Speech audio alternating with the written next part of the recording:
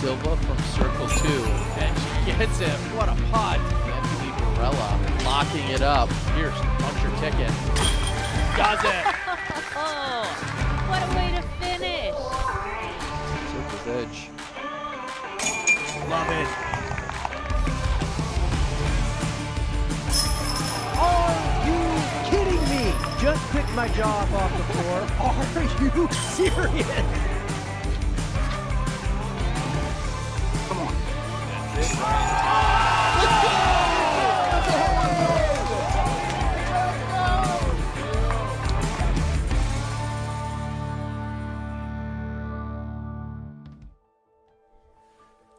2025 has been a party on the Disc Golf Pro Tour. Majors in the record books and tour champions crowned. Now a disc golf banquet to celebrate and a preview of a course on next year's menu. It's a Friday feast in Charlotte. So let's strike up a match and light the candles, and let's fire up 3 more matches while we're at it. It's the Disc Golf Pro Tour Match Play Championship, presented by Pound.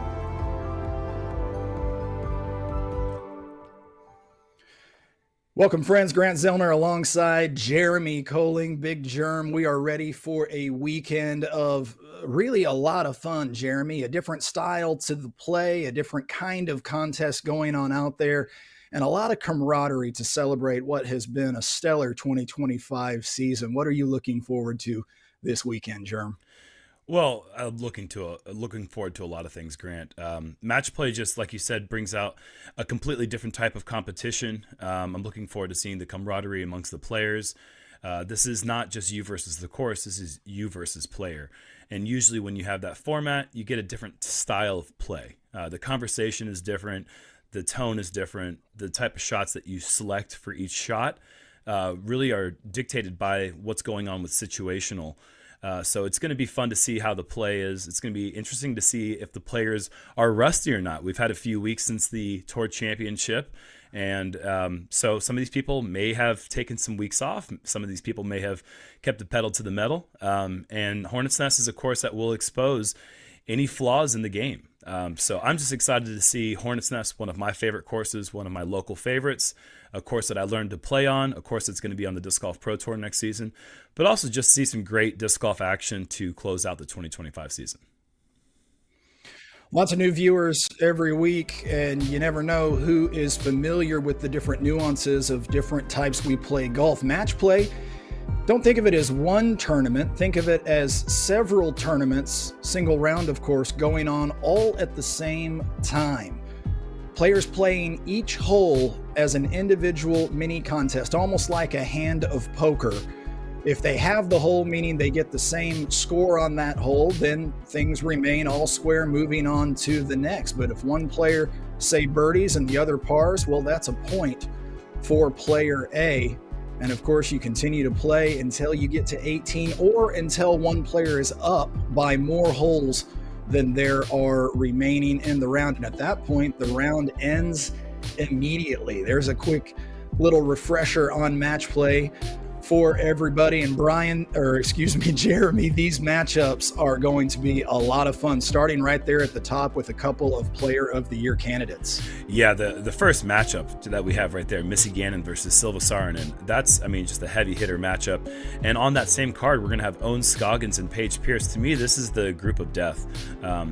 Whoever wins this tournament is more than likely going to have something to say, is probably going to come out of the top half of this bracket, just in my opinion, based on the way they're playing. But obviously Holland Hanley and Ella Hansen, Katrina Allen, and Kona Montgomery in the bottom half are going to want to have something to say about that as well.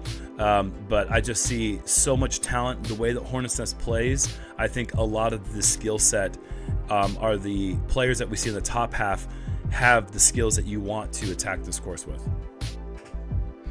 So many potential storylines to date, Jeremy. A lot of contrasting styles out there, including right here in this matchup between Holland and Kona. Out there right now on hole number 1, Holland off the tee.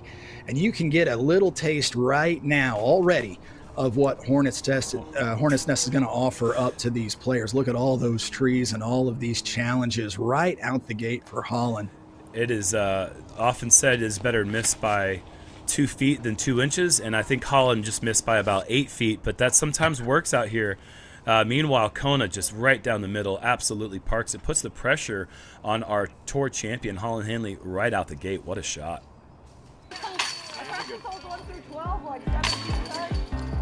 And as players from our final group warm up, we take a break while we can before the action really ramps up here from Hornets Nest on the Disc Golf Network.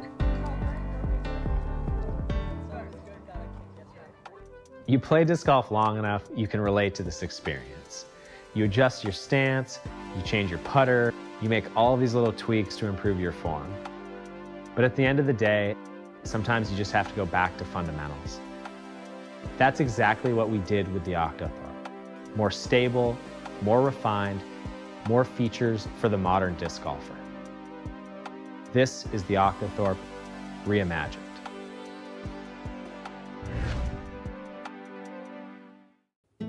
Bean boots aren't made to sit on a shelf. They're made to be worn. To see the world from the ground up. From Maine to Tokyo. Side trails to soccer practice. Seasoned by the seasons themselves. You wear them in by simply wearing them out.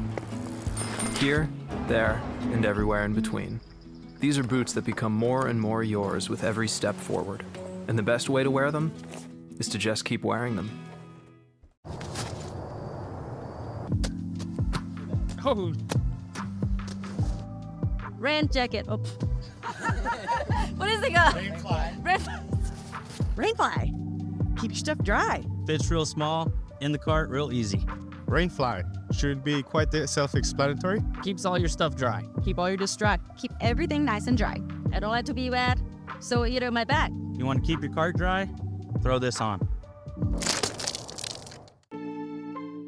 Your membership dollars have a huge impact on the growth of the game of disc golf. The PDGA uses membership dollars to provide and aid disc golf as it spreads across the globe. From tools like the PDGA app and Tournament Manager, services like the TD Helpline, and grant programs that support the growth of disc golf globally. Your active membership also brings you access to select member benefits, including free and discounted access to the Disc Golf Network. So sign up today, and we'll see you out on the course. The Disc Golf Pro Tour Match Play Championship is presented by Pound Disc Golf, one bag for life.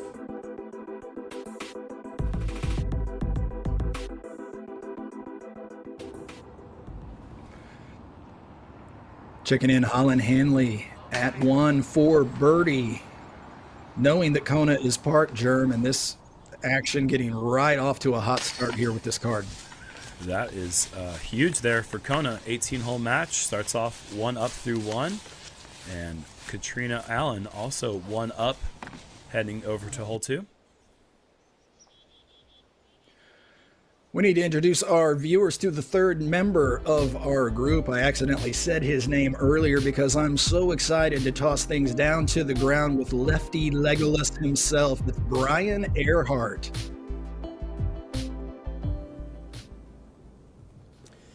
Guys, I'm so happy to be here. Germ said this is one of his favorite courses in Charlotte, maybe one of his favorite courses in general. However, this is my favorite course. This is now my home course. I'm here all the time now. I spent so much time out here playing kind of this modern layout of Hornets Nest. And really, yes, we have match play going on, but I'm just so excited for everyone to be back here playing this wonderful course. I will say one thing, I have special emotions here. 2012, I was the intern for the PDGA. I came down here for the World Championships. That was pro and am combined. I stood in that distance field watching Jeremy Koling in the booth throw 693 to win his world distance title with a Pop Top X nuke that was white. I will never forget that throw. I've never seen someone throw like that. Special memory for me. I stood behind Paul McBeth with the leaderboard as he was interviewed for his first world title. I am so happy that we're back here. There's so much history. And yeah, can't wait to watch this show with you guys this weekend. Well, thank you, Brian. We will no doubt be calling down to you frequently with all of the nuances there at Hornets Nest. Meanwhile, to hole number 2, Kona with a 1-up lead already off the tee. And that is a nice looking driven drive and a little bit of help, and hits the pole under the basket for hole 2. That is an incredible start, putting the pressure on Holland early. Holland coming off of being crowned Tour champion just a few weeks ago. Also here in Charlotte. We'll see if she can shake the rust off here early in this round. Needs to get up, and does. A nice shot there. We've got to be careful about the pine straw on the green here. On the second, sometimes a nice looking drive can just slowly work its way back down the hill towards the OB line. Our first look at Katrina Allen now, also 1 up through 1. And that, I believe, skips over and inbounds. That was scarily close to going out of bounds for Katrina on the drive of 2.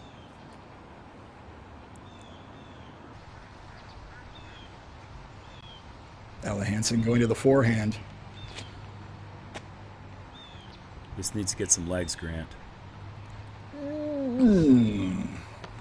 Not quite, but won't lose the disc. Silver linings, my friend. Silver linings. Silva Saarinen warming up. One of our Player of the Year candidates. We'll get a chance to see her one final time in 2025, right after this.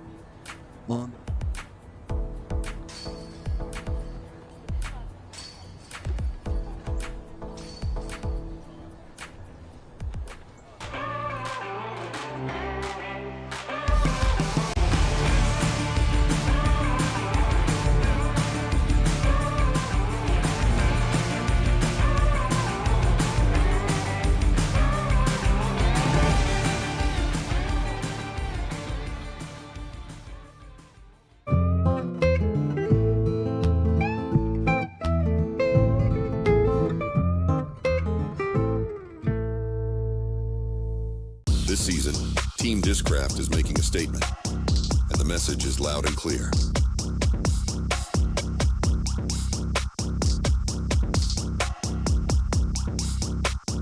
Discraft, built for flight. At Pound, the quality of our gear runs deeper than the stitching. That's why we design and build everything right here in the U.S. We source the highest quality U.S. materials to make the most comfortable and durable pack in disc golf.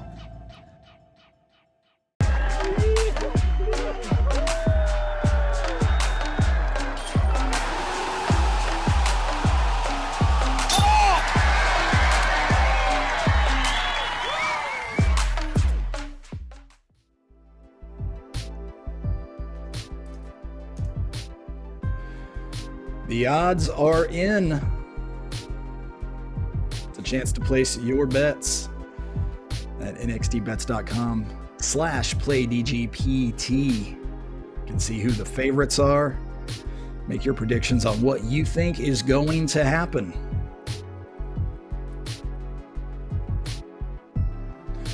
To participate in regulated sports wagering on DGPT events or to play DGPT Daily Fantasy, this is where you go. Not available in all states and jurisdictions. You can check out nxtbets.com/playdgpt to learn more about gaming options in your area, and you can start playing today.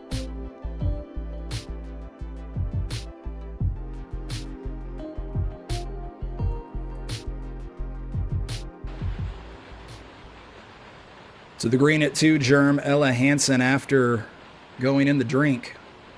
Gonna need to make this, otherwise it is gonna be Katrina Allen up 2 through 2, and Kat will be able to just lay up for the par and take the hole. Holland, little tester here with Kona leaning on the pole. These putts are so much more difficult when the player that you're going against is under the basket, as Kona is right now. But huge putt, steps up, cans it, avoids going down 2 through 2. So far, Kona doing everything she needs to do as the competitor, putting the pressure on the player who has the best odds to win this event. And I think maybe part of the odds making is factored in with the bracket itself. She's got the easiest path to the finals. Confident start there for Kona. We'll take one more opportunity. Refresh the coffee before the action begins with the final card from Hornet's Nest. Oh, sorry. Are we live? Let's send these boys back to the lobby. Get on. Oh, Grandma's got a hot kettle for that tea bag. How did you get so much energy from a candy? One Shot is no ordinary candy. It only has 4 grams of sugar, and the nootropics help prevent jitters and crash. Grandma, do you think I could try one of those One Shot energy chews? Oh, sure, honey. But if you come for the queen, you better come correct, Sprout. I'm the OG. Got it? Got it. Level up your energy with One Shot. Grab yours at oneshotenergy.com today. Hello, we're Kenna. We're a Dutch growing company. We love plants and we want to tell you some cool things about them. Just like humans, plants can communicate. They can sense when another plant is close. Plants look out for each other too. They warn neighbors about nearby threats by secreting substances. And studies have shown that plants love a good tune. We love and understand plants. Let our passion excite you too.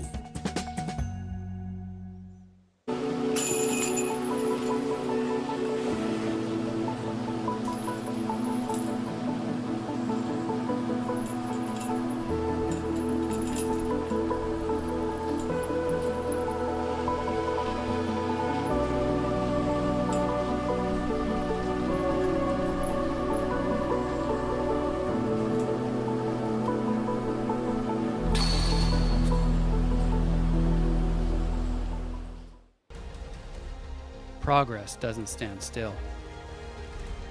Neither do we. Every moment matters, every step evolving through experience. Trust breeds confidence, and confidence is everything. Any terrain, any conditions. The all-new Syncrasy V2 by Ideo Sports.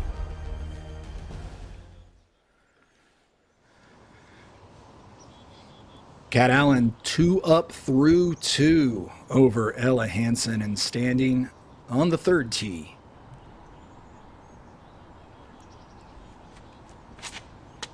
That's a nice looking flip up to late turn for Katrina. That is essentially a 10 out of 10 drive. That is in perfect position. It's exactly what you want to do off the tee. Keep it wide left to improve the angle as the second shot turns right around the corner. As Ella looks things over, Germ, what do you think the motivation/pressure dynamic is for this particular event for these players? Well, I mean, as always, there's competition on the line. And these players, as Ella keeps this one wide left, this is looking good if it has the distance. Oh, it does, Grant. That is excellent. Even better than Katrina's drive. That was... Okay, so that if Katrina's drive was a 10 out of 10, that was 11 out of 10 there. Yeah, at least. But these players all got to this position because they are, at their core, competitors. And when you have a competition on the line, these people are going to step up. That's what makes them who they are. This is another incredible-looking drive from Holland. Out drives the fairway, actually. But on top of all of that, there's $15,000 on the line for first place. And, you know, ultimately, that's worth getting out of bed for any of these players. And it's a great way to end the season as well.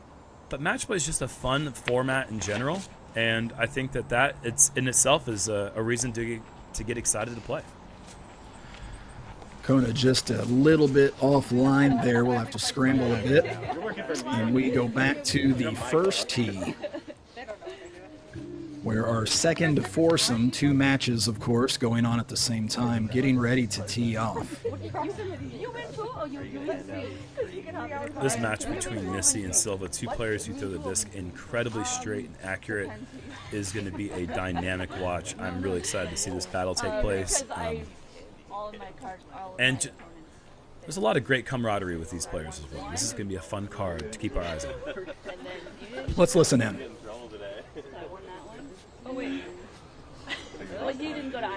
Welcome to the 2025 Match Play Championship presented by Pound Disc Golf.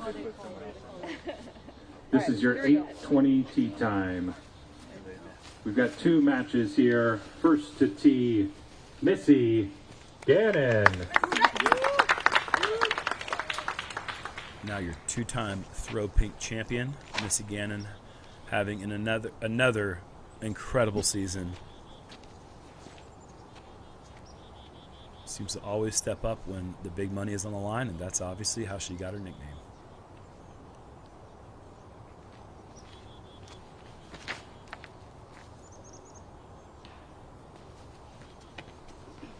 Serviceable.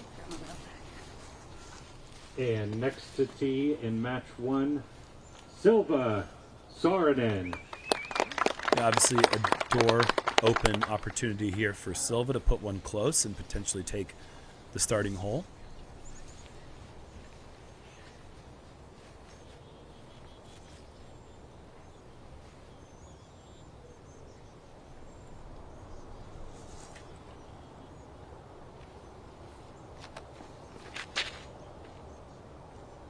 That is what you're looking for right there, Grant. Not parked, but a good opportunity inside the circle for the birdie. Next to tee in our second match, Owen Scoggins.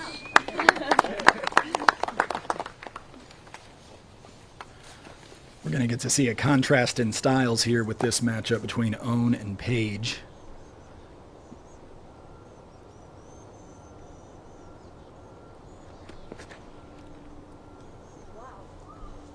Owen really dragging that one late.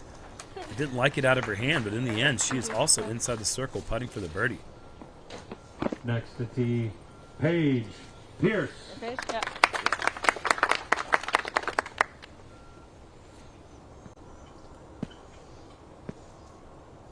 I like what you said, Grant. Very contrasting styles with Owen and Paige, but both styles actually really suit this course well in their own right. Although Paige, incredibly early release off the mark, but gets through everything, and I don't think she's going to have a clean birdie look, but that certainly avoids the bogey possibility and maybe an outside chance to look for that long birdie putt. We'll jump to the third. Kona in a little bit of trouble and just matriculating her way down the fairways. You have to do sometimes here at Hornets Nest. Just keep advancing and keep yourself alive as long as you can in the hole. Now over to Kat Allen, throwing her second at the par 4. Yeah, if you saw Kona, she just barely squeaked around that corner. That's huge. If she had been caught up with any of those early limbs, I think the hole would almost automatically then go to Holland, seeing as Holland is already around the corner. But Kona's now in a position to potentially save that par.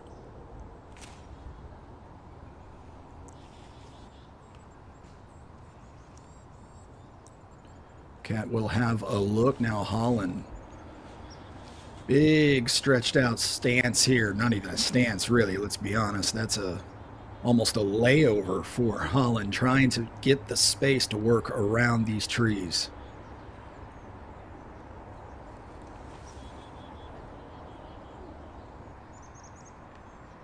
That's a huge flex.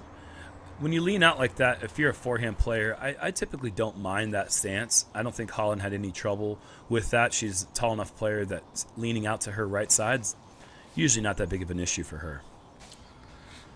Back to Missy, who was a little further back than I realized, having to do some work, and will save the par. Will that be enough to have the hole? We'll have to wait and see. First Paige, though, in the other match. And she's got to give this a run. She knows Owen's close enough to make that putt for birdie, so she cannot lay this one up. She's got to give this one the full send treatment.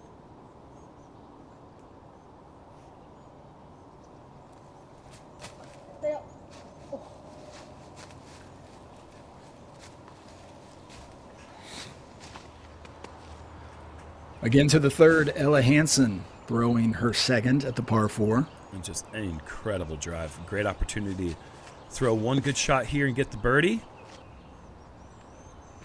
And finds the last tree in the way. That's going to leave a tough one. Not a tough one for Owen at the first. Makes us look easy, own doesn't it, things. Yeah, Owen doing own things, brother. And you see her grabbing Paige's disc. It doesn't matter now what happens with Paige's score, so they'll just move to the next with Owen up 1 through 1. Silva with the same opportunity here from about 29 feet.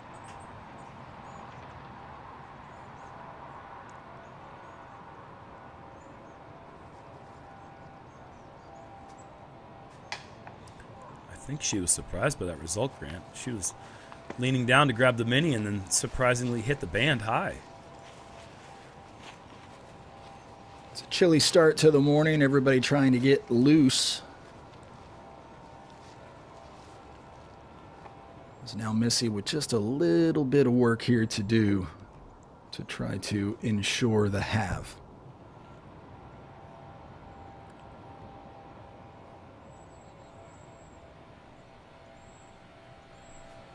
Missy over the rim and in, and that will be a halved hole for these players. And that will be the only halved hole on hole 1 through our 2 cards and 4 matches.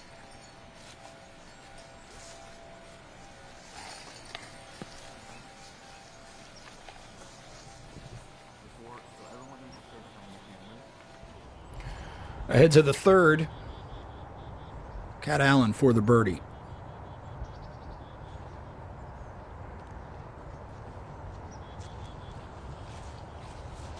And looking up, you can actually see Ella's disc inside the circle. She has this 25-foot putt to get back one of the 2 holes that she's lost thus far.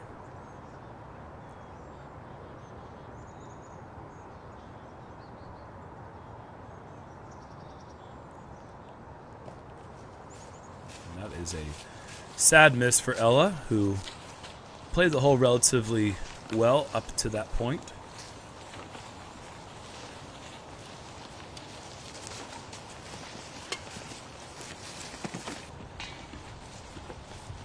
The drop in for Holland for the bird to square up the match. Correction, that's a par to square up the match with Kona, and Ella has the hole with Cat Allen.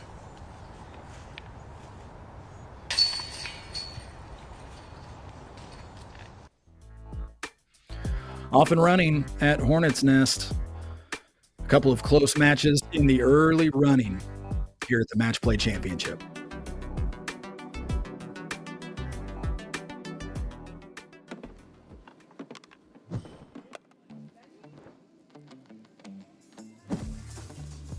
Calvin, looking good today. Calvin Heinberg. Excuse me, sorry. Hey, oh, sorry. Excuse me. Hello. Hey, thank you. A Nakwa. I'm looking for a Nakwa. Do you have one? Hey, Germ, you can't cut in line. My apologies. You may have noticed I just cut you in line. I'm just looking for a Nakwa. A Nakwa? Here, use mine. Got it. Thanks.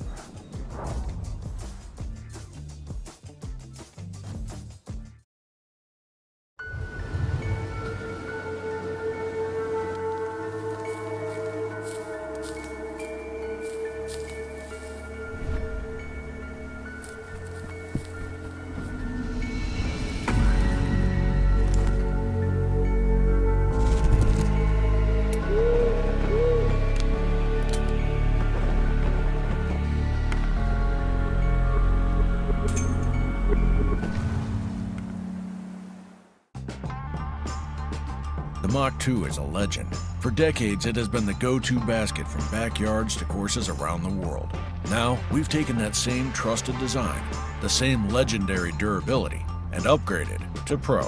The Mach 2 Pro features a 24-chain configuration that honors its heritage while setting a new standard for performance.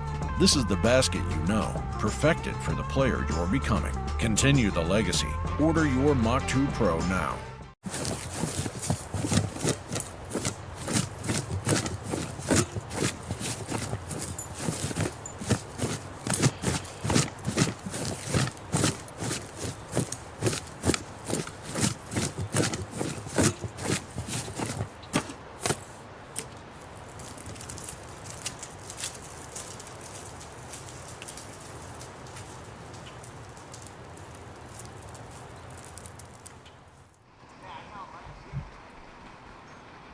Owen Scoggins already 1 up through 1 at the tee of 2. Oh, this one's pulled way right. I think it's going to find its way back inbounds on the right side if it misses all these trees. Oh, and it kicks to the basket. Flash in the ring. Oh, goodness. What a break for Owen. putting the pressure on Paige here.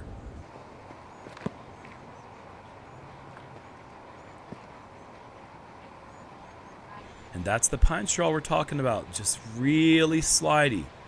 You got to have the perfect pace, otherwise the disc will just continue its way all the way to the back edge of the circle. You can even find OB long if you do not put the brakes on in time.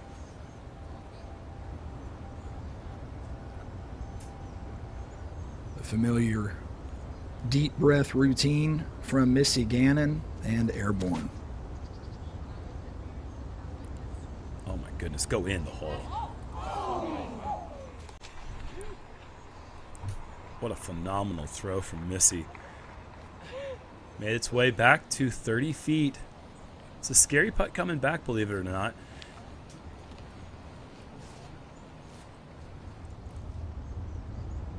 Silva Sarnen now.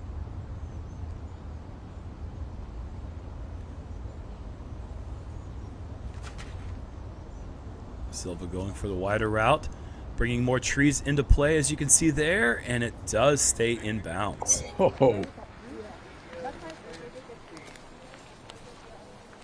And by about the width of a disc there, and we jump ahead to the fourth, Holland Handley off the tee.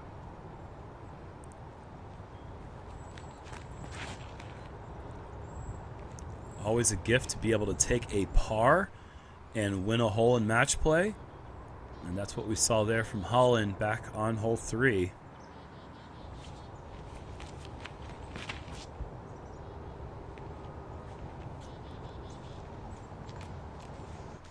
Both nice looking drives here on the 4th. Get your 2026 DGPT Europe early bird tickets now to lock in the best prices for full event VIP passes at these European stops next season. Germ, the game in Europe seems like it is in a huge growth pattern right now, and it is an exciting place to watch some disc golf. It's an exciting place to play disc golf. It's an exciting place to watch disc golf. The fans are just in solidarity, some of the greatest fans we have in the sport of disc golf, and the courses, the venues, the exuberance, everything about that going over is the best. It's disc golf at its peak, in my opinion. Kona, green flag straddling the OB line, but is in bounds. That is inbound and bounds by no more than an inch or two. Grant, that is living on the edge there for Kona. Holland now her second on the par 5. That'll do. And back to the second. This is a big putt now for Paige.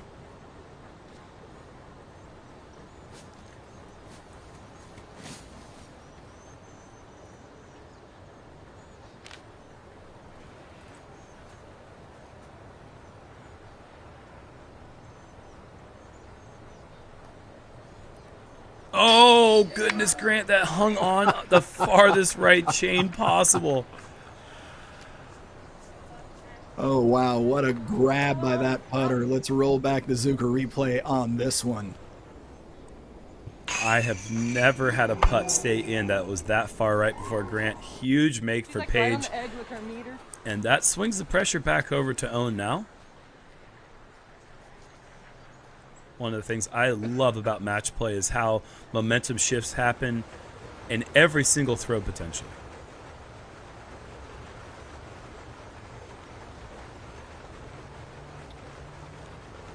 Silva from near the OB line for the bird.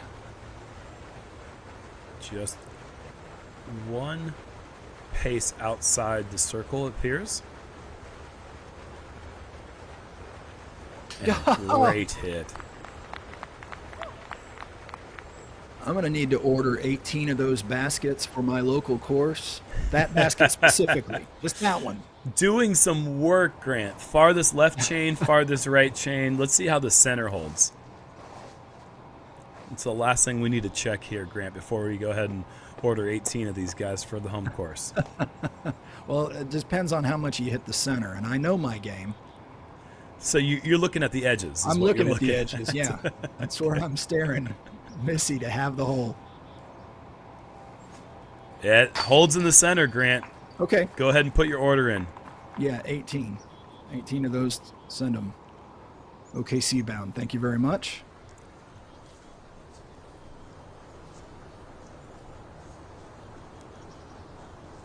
And Owen, who was probably walking over to this green with hopes of being up 2 through 2, is going to walk away up 1 through 2 due to the clutch hit from Paige.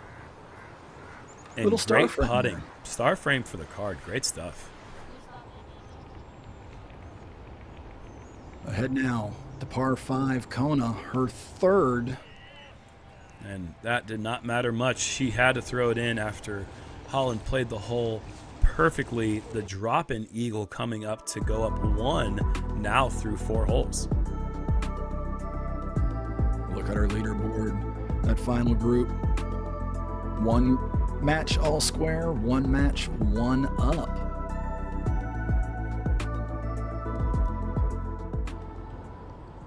To the green now at the 4th.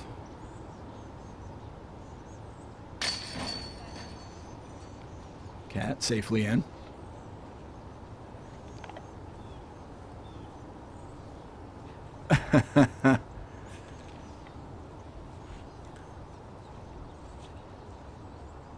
Something that you will see occasionally throughout the day, if you stick with us for the coverage, is players can potentially pick up the other player's disc if they decide that they think that everyone is good.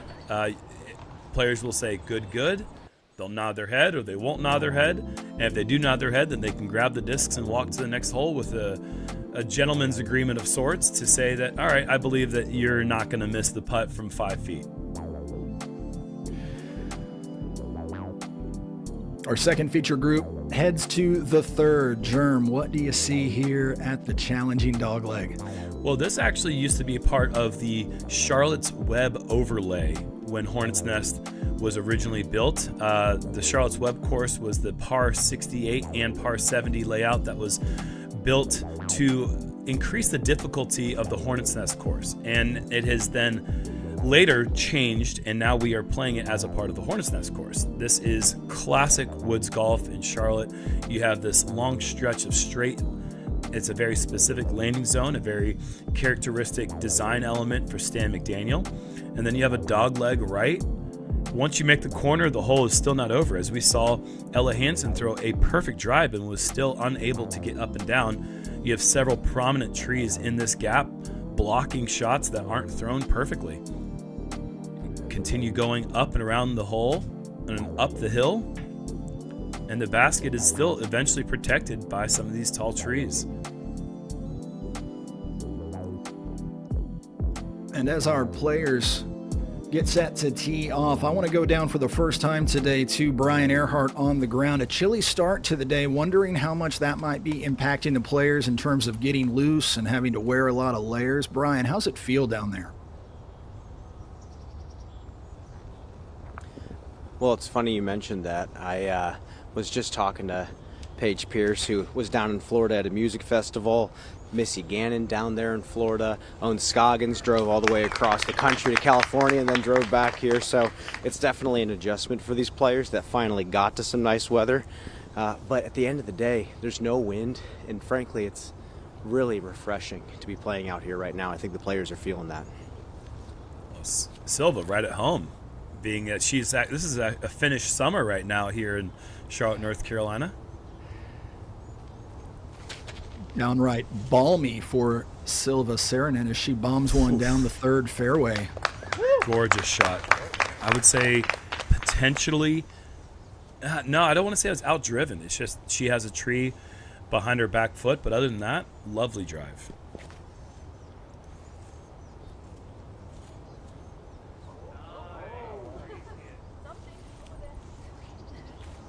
Scoggins. A bit of love getting through that corner there, Grant. That was a fortunate break for Owen.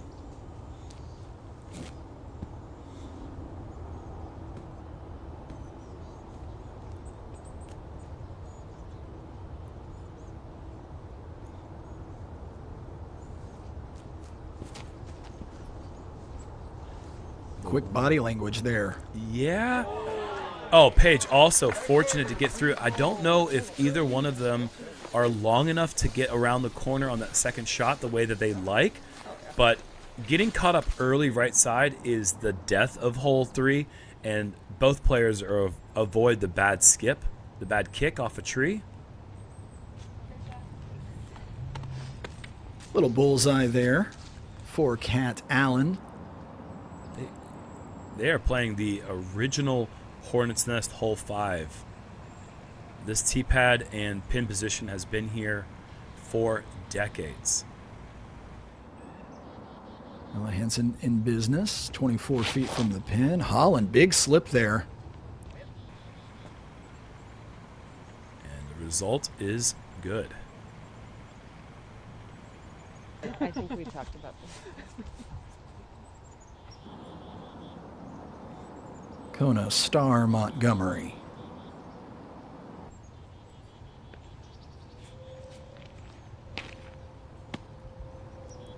Bring the flex. Got to watch out for the roll down the hill. It rolls up the hill. There you go. Perfectly done there for Kona. I'm surprised they have honestly, yeah, I wouldn't be shocked either then. Back to the challenging par 4 at the third. Really love this hole, Grant. This is really requires 2 incredibly well thrown shots to have any chance for the birdie. Silva, from this position, it is going to take an A++ effort to get into the green. I think best case scenario, she's just going to try to play something through the main gap that you see on the left side of the screen and just turn something over to have some kind of look. But the problem that I think she might run into here is if she tries to get a little too greedy and park it, she could end up challenging these trees and get a kick into the woods. Germ, that quartet of trees there, those bigger ones that she needs to potentially go around, how far to the right does this disc need to move, assuming you take that big gap on the left? How far right does it need to go? I would say she's in line from her stance with that third tree that she just, well, I guess she hit the second tree. So it was in play, but I think the shot that I would have suggested to her if I had been with her on the bag was just get through the gap, put the pressure on Missy to get up on the green.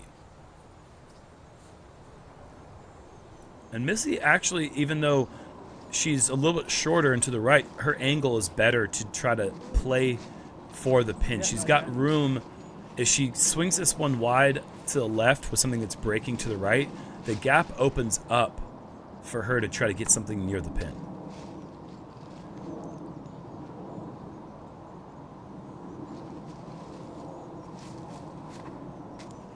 Also early challenging the Guardians, and they both get punished by not hitting that gap. Not high enough anyway. That being said, par plays on the third.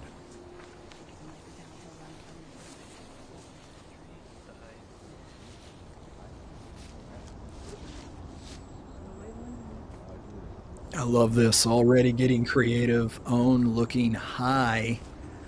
Brian, what does Own have here at the third? Well, this is a classic position.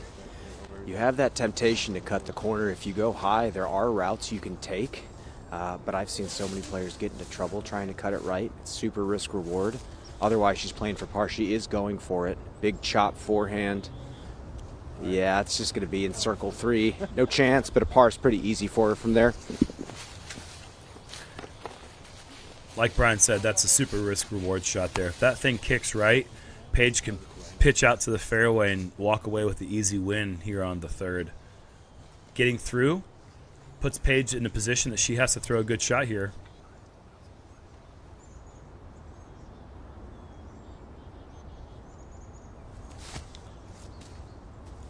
Well executed. It's a smart play for Paige there. Avoid taking a bogey by hitting anything, going for the aggressive shot.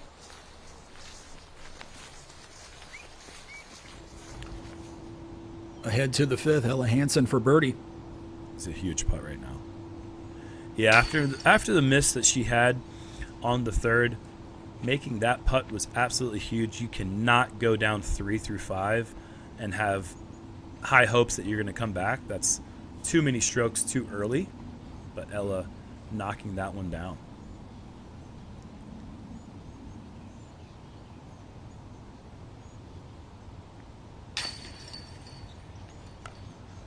Low right side and in for Holland.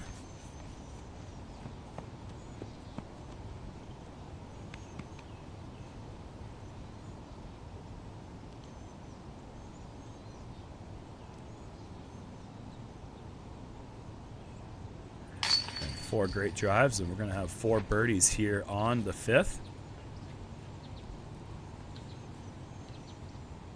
Well played by the group. We'll send them on to the 6th. We'll go back to the basket at the 3rd. Missy Gannon with her 3rd.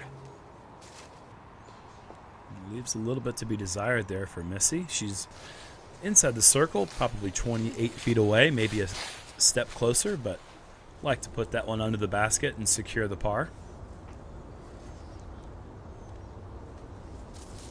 Silva Saarinen now with a little work to do. Certainly.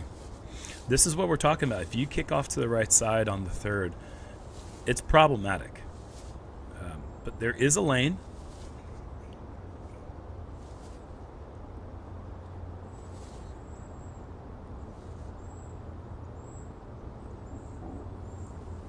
Going inside, not getting away with it, and that is going to be a problem here for Silva on the 3rd.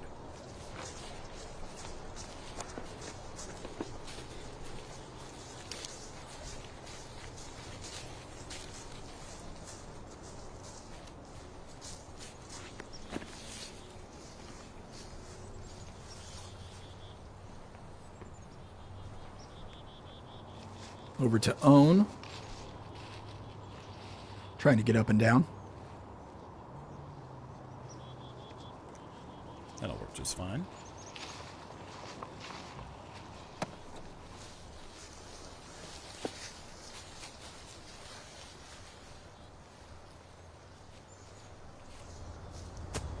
Page with the jump putt layup.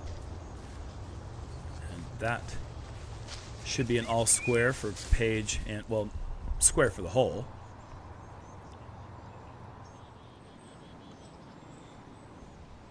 Jumping to the 6th. Holland off the tee. Good width for Holland out of the hand. And skips right to just outside bullseye, if not in it.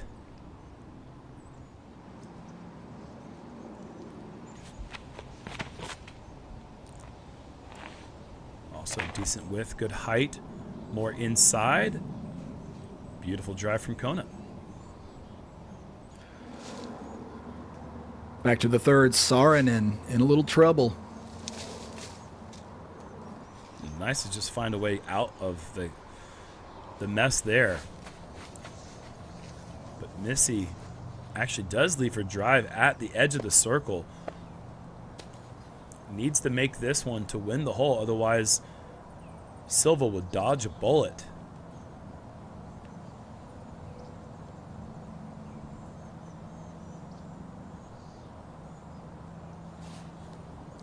And bullet dodged. Call her Neo.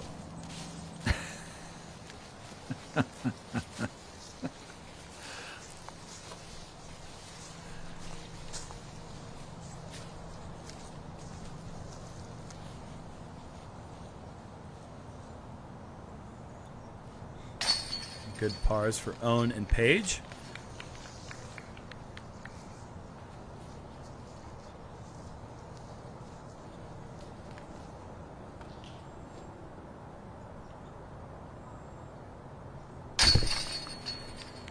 Let's see if Missy grabs.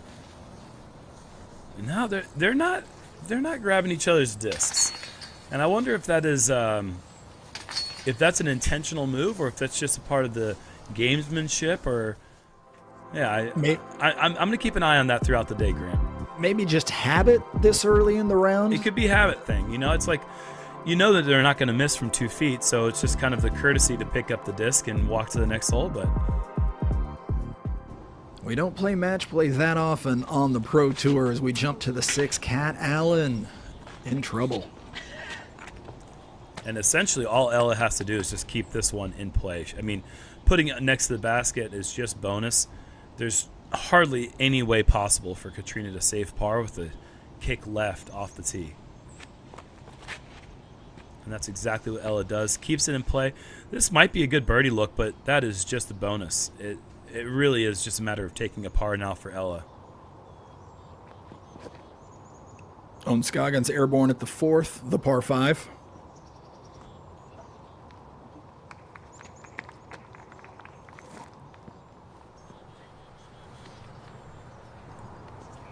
Nice drive, puts it in play. Paige does have the power to get a look for eagle with a good drive and a good second shot, as we saw from Ella just a few moments ago.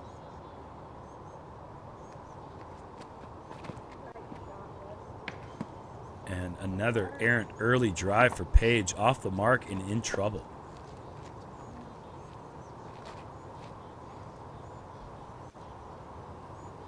Missy coming off of the bogey. Fortunate though, her partner, playing partner today, also bogeyed, so looking to try to create some separation here as the match is all square.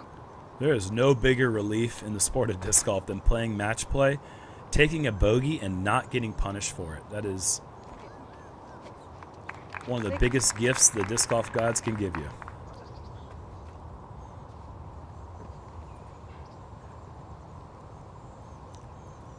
Right down the tunnel for Missy.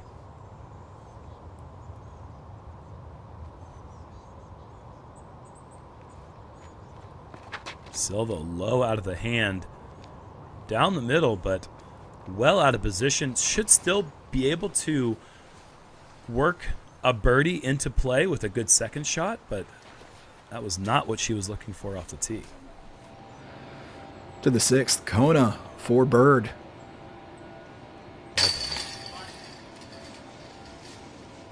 I'm really liking what I'm seeing with this match here, Grant, between Kona and Holland. That's 4 twos through 7 holes for Kona.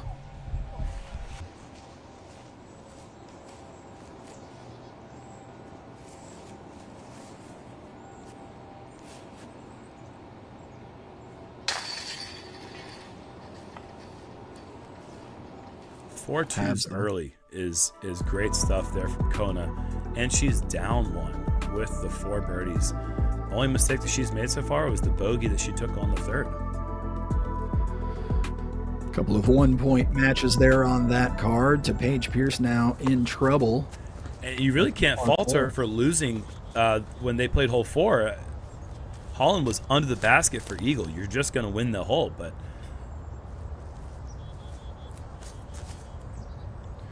height was the main thing here for Paige.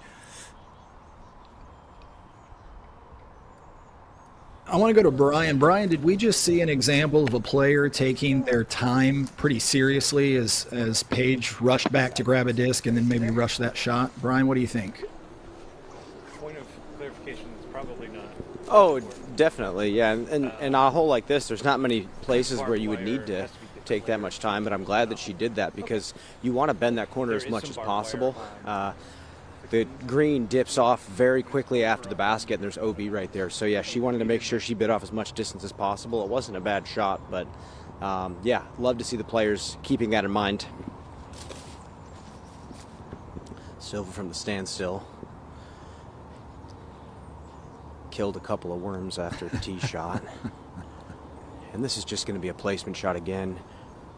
If you can get to a place where you can just jump putt up to the green, that's great. So you want to get a little bit aggressive here. Pushes the ceiling, a little bit of flip. Couple feet to the left, that would have been money. Still fine. Yeah, I like the shot shape idea from Silva there. Just gets it to turn over a bit too much out of the hand. But she's still in position with that kick left to scrap up a birdie. Holland off the tee at the 7th. Hole 7 is one of the holes I think of immediately when I picture Hornet's Nest. It's just a classic par 4. Yeah, Germ, one of my earliest memories of watching disc golf on a screen way back, I remember MJ throwing that hole. That's one of my very earliest memories. Assuming that you were going to talk about Michael Johansson probably throwing a big backhand roller over the Creighton Myrtles, landing it down the fairway. Hornet's Nest was the location where Jomez Pro started in the 2012 World Championships when Sarah Hokum won and Paul Macbeth won. And Jonathan Gomez had just been given a camera and came out here and said, "Hey, do you guys mind if I film this? No one else is filming it." And the PDGA didn't care, and Jomez was born. Meow, meow, meow. Exactly. Long before any jingles were created. Well done from Paige. That should put her in position to work a par into play, but with Owen's drive being where it was, she shouldn't be out of position. She should be able to just pitch and be able to get herself an easy birdie.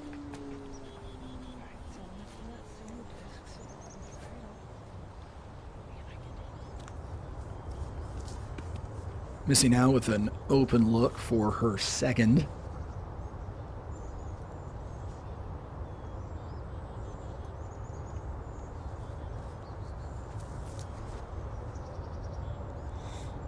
Wisely playing this out left to improve the angle to the pin.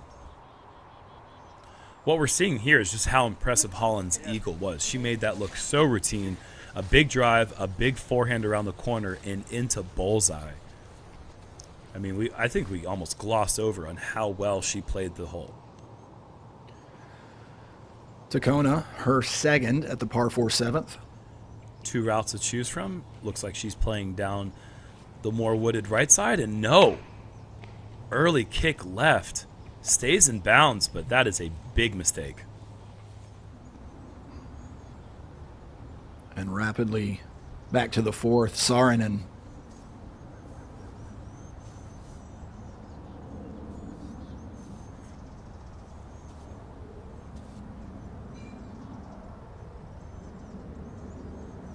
Silva still not playing for the green, now playing for par. Interesting decision here, Grant.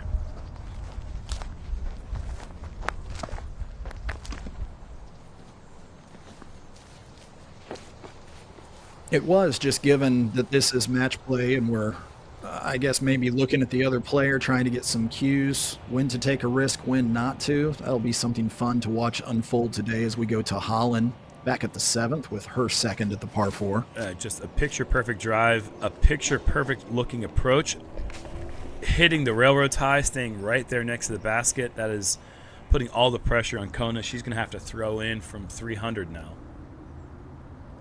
And I don't disagree with Silva's play in a stroke play format, but in match play, knowing where Missy is through 2, she's thinking there's just as good of a chance for her to have the hole by playing for par than for her to get aggressive and throw that big high anhyzer. And I'm a little surprised by the decision.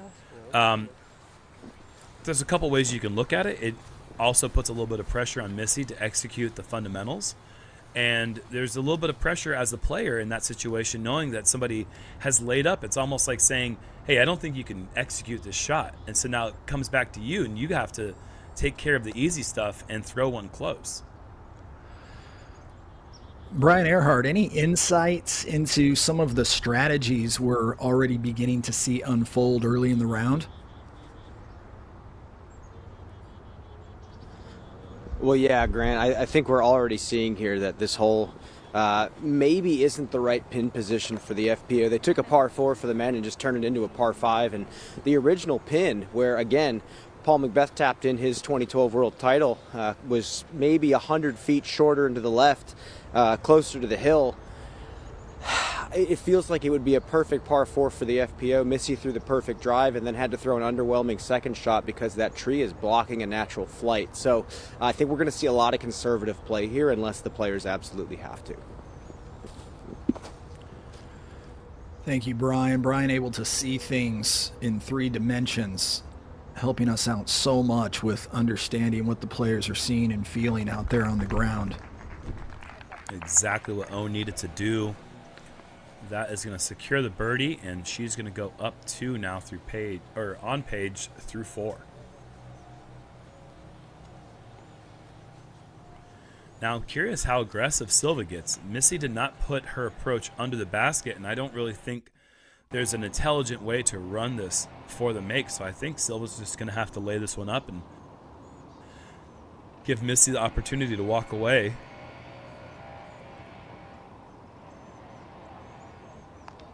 Such an efficient move through the hit there for Silva, going to that standstill so frequently.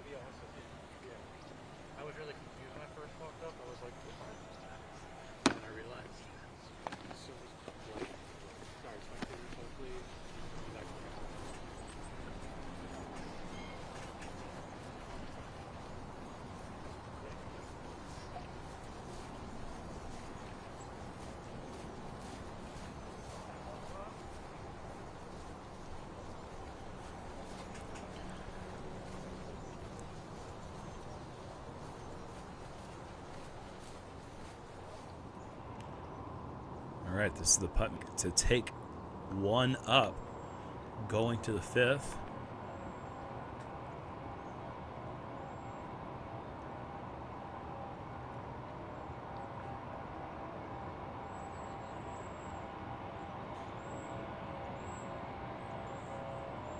Oh, nails that one. Perfect.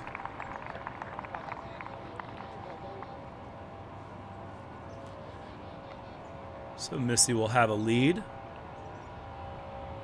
And Paige makes that one for par, but Owen is already parked for the birdie, so she will be going up 2 through the 4th.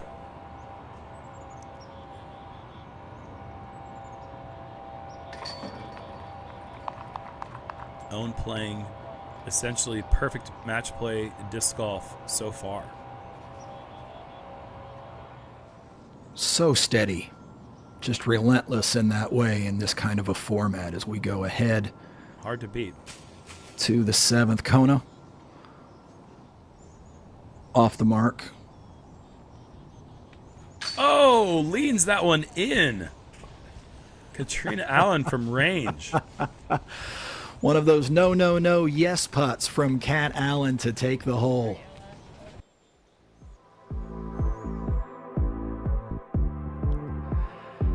And now both matches on that card. A 2-point separation in both through a third and then some of the round.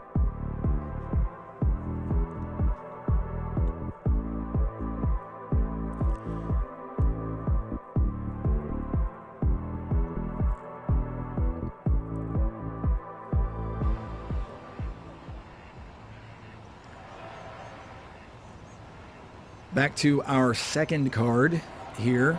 And Brian, we saw an official a lot on that last hole. Long conversations with Paige and then with several other players. Anything to those conversations? Definitely. It's actually a really great rules clarification for a lot of people that play PDGA sanctioned events. On the previous hole, Paige asked, well, she just clarified this is just 1 meter off the fence because it's not barbed wire, correct? And the clarification from the official was it's not automatically 2 meters off barbed wire. The tournament official, the tournament director has to designate all barbed wire in the course as that 2 meters of relief. On 16, that comes into play, but this tournament, it's not considered 2 meters of relief because the barbed wire is already a meter out of bounds. So great clarification, and again, make sure to check in on that before you play a course with barbed wire. Thank you, Brian. That's good to know for all of us that may be playing casually, but trying to abide by the rules as we do so, or in our local tournaments, of course. As Owen Scoggins airborne on the 5th. We've seen one player already out of bounds here. That was Missy early on. Owen in business, along with Silva. Playing the risky game with a forehand hitting the high side of the hill, a lot of times those will roll back down, but Owen able to get the disc to stop and flop over. Yep. Silva doing what she needed to do after Missy's drive found OB, so opportunity for Silva to get back the point that she just lost. But Paige has got to put this one close. She's got to put the pressure on Owen. Owen's too close to assume that she'll miss, but Paige just cannot afford to go 3 down through 5.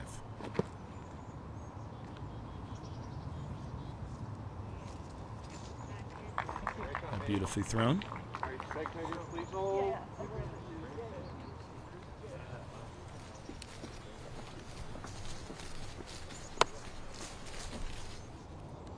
To the 8th now.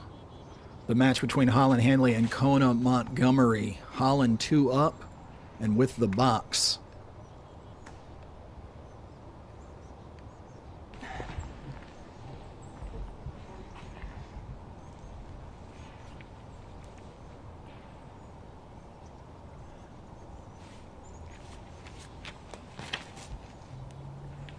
Kona is probably out driving the fairway just by a bit, and that's huge because Holland's drive was essentially perfect. If you are right side on the 8th, your angle to the pin is essentially reduced to nothing. So a big advantage here for Holland Hanley on the 8th. We drop back to the 5th. Missy Gannon having gone OB. Her meter gives her an angle to make the par putt. But a miss here would be huge for Silva, who would be afforded the opportunity to just lay up and walk to the 6th all square.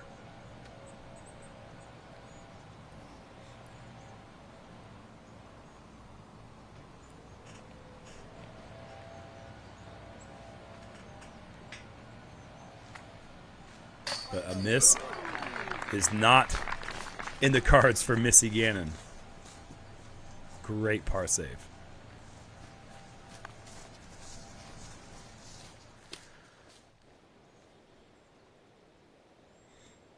Our one-shot replay now of a Missy make.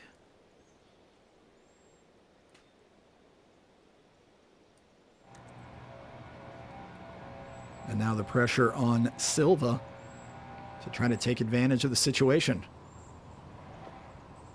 Clutch. What a hit. Great putting from our card once again on the 5th.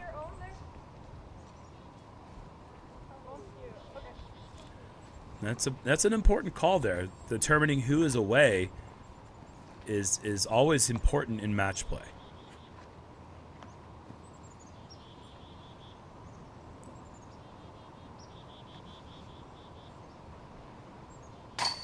And sends it in there as expected.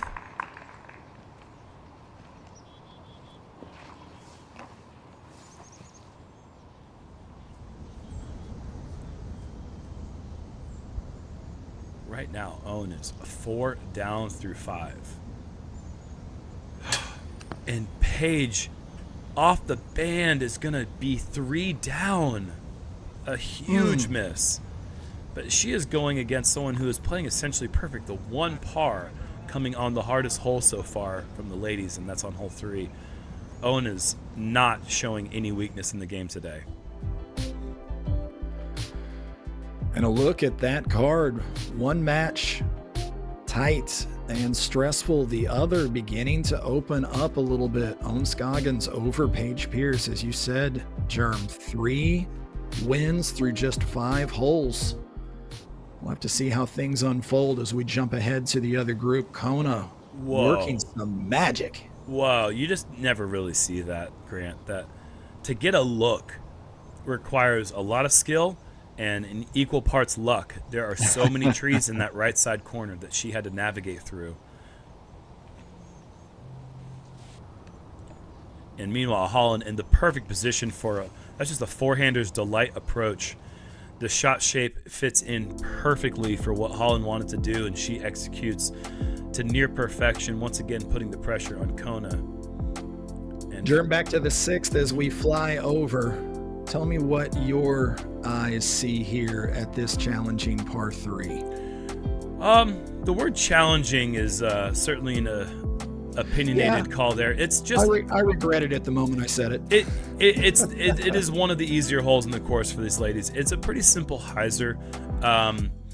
I think the only challenge is just avoiding doing anything disastrous like what we saw from Katrina early, the early kick left. You just got to put one down the fairway, let the disc naturally hyzer to the left side, and give yourself a look. Germ, let me be clear. It would be challenging for me. Well, that is the miss. But fortunately for Owen, she does not kick left. She kicks back to the edge of the fairway. Par will be salvageable from there. But that is the open door opportunity that Paige has been looking for. And this is almost too safe. Incredibly wide for Paige. She's going to roll to circle's edge.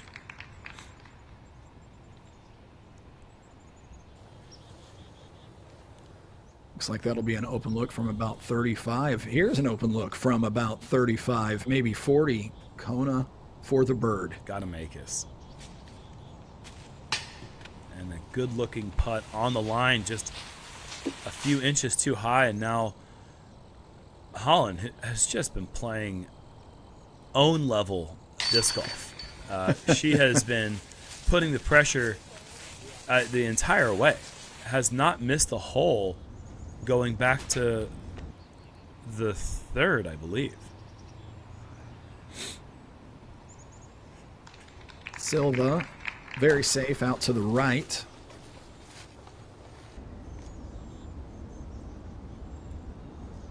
And now Missy, I think with, it's safe to say, an opportunity to try to get that one back that she lost at the 5th.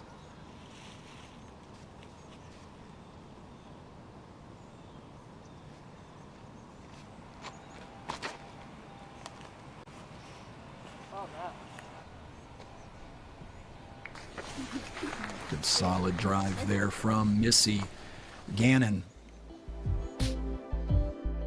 And viewer, you have a chance to participate, maybe in a little bit of a different way. If you can't play, might as well vote for your favorite player, but do so with integrity, as the 2025 DGPT end of season awards are here. You can help recognize the pros who defined the season by casting your votes for Comeback Player of the Year, Most Improved Player of the Year, and the second and third card All-Stars for next year's All-Star event. You can cast your vote today and learn more at dgpt.com/awards. Owen Scoggins on the fairway, her second at the par 3.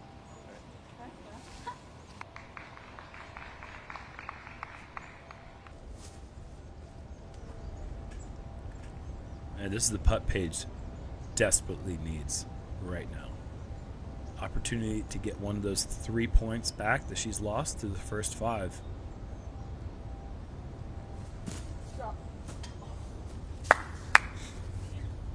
Skipping long adds a level of pressure that she does not need at the moment.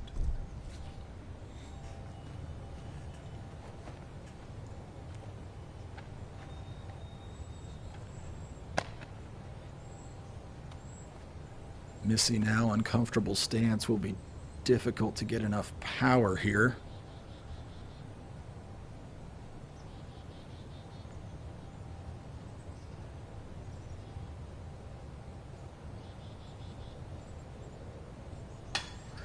Great looking effort from Missy. Able to get a lot on that. Surprised me. Just able to just pop that disc, miss it, if anything, high. Like to see that. Rather see an aggressive miss than things coming up short, especially in a match play format when go for it is so often the default. Now Saarinen to win the hole. Clutch again. Silva winning this match on the putting green. Huge putts made on 2, 5, and 6 now. She'll be 1 up.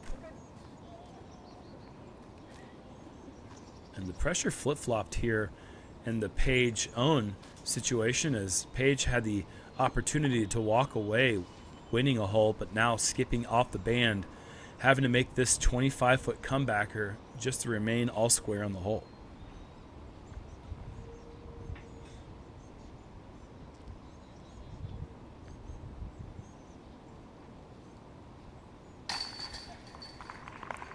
Easy looking putt there for Paige. Just maybe needs to see one go in. And, you know, I would think in the match between Owen and Paige, the advantage going to Paige on these earlier, more open style holes. But that has not been the case in this match. We are going to start getting into the woods after they play hole 7. It's going to be mostly technical for the remainder of the round. And I think the advantage in that case, especially for what we've seen so far, goes to Owen. Well, Hansen there off the tee at the 9th. Maybe misses her line, but gets through somewhat. Now Kat Allen.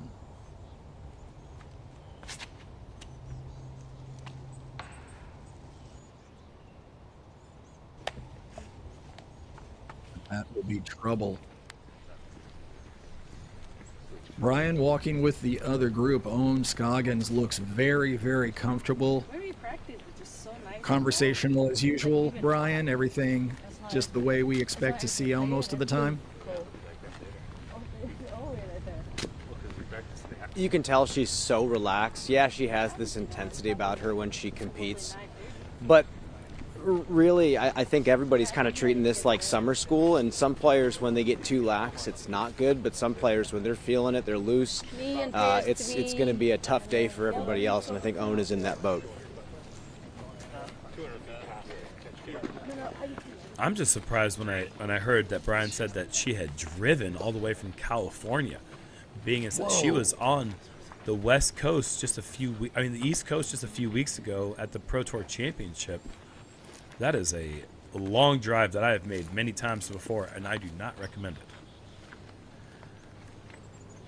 Yeah, it was a 21-hour adventure to get from Charlotte to Oklahoma City for me just a couple of weeks ago, and if I understand my map correctly, OKC is just about halfway at best for a trip all the way to the other coast. So, wow, yeah, that is several days. It's about 35 hours from Charlotte to the LA area that Owen lives in.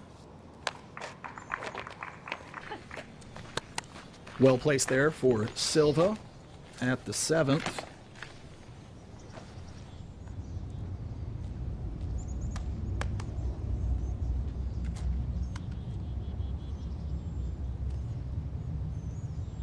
You don't have to bite off too much here, right, Germ, here at the 7th to put yourself in position? I think you want to get to the edge of that tree line. You can see that bush on the right side of your screen. If you get past that, then you are in position. Right there, I think, is golden for Missy.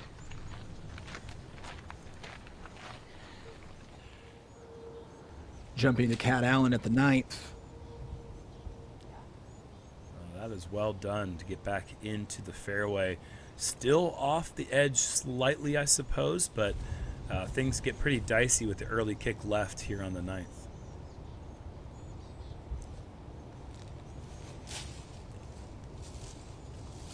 I was a little surprised to see the backhand there for Ella. She's got the forehand to flex around the corner. I think it would have shaped the fairway slightly better for her there, but perhaps going with a little bit more familiar and comfortable shot. Seeing a lot of backhands today out of Owen Scoggins. That one, a favorable kick.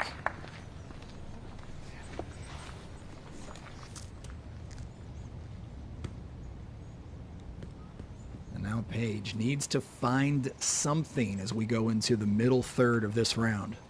I think this is a very important hole for Paige. Owen is not in the perfect position.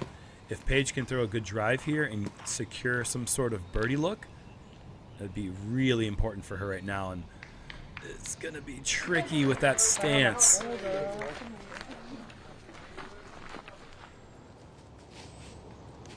Back to the 9th.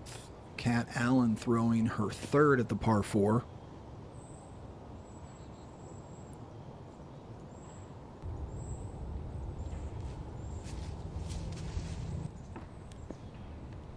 Just so many trees, Grant. You have to be in the fairway, otherwise you're constantly coming up with trick shots.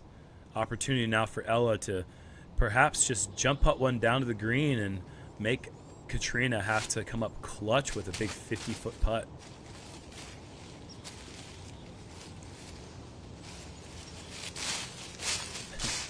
Well predicted there, Germ. To Saarinen at the 7th.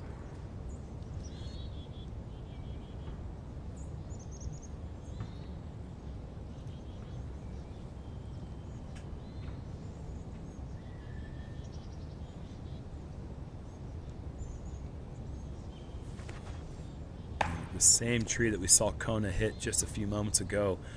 Not really in great position either way to go the left side or right side for Silva. Neither gap, I think, gives her a great look for the birdie. Now, Owen has room to go with the flex forehand, which I think she has enough distance to get to the pin from this position.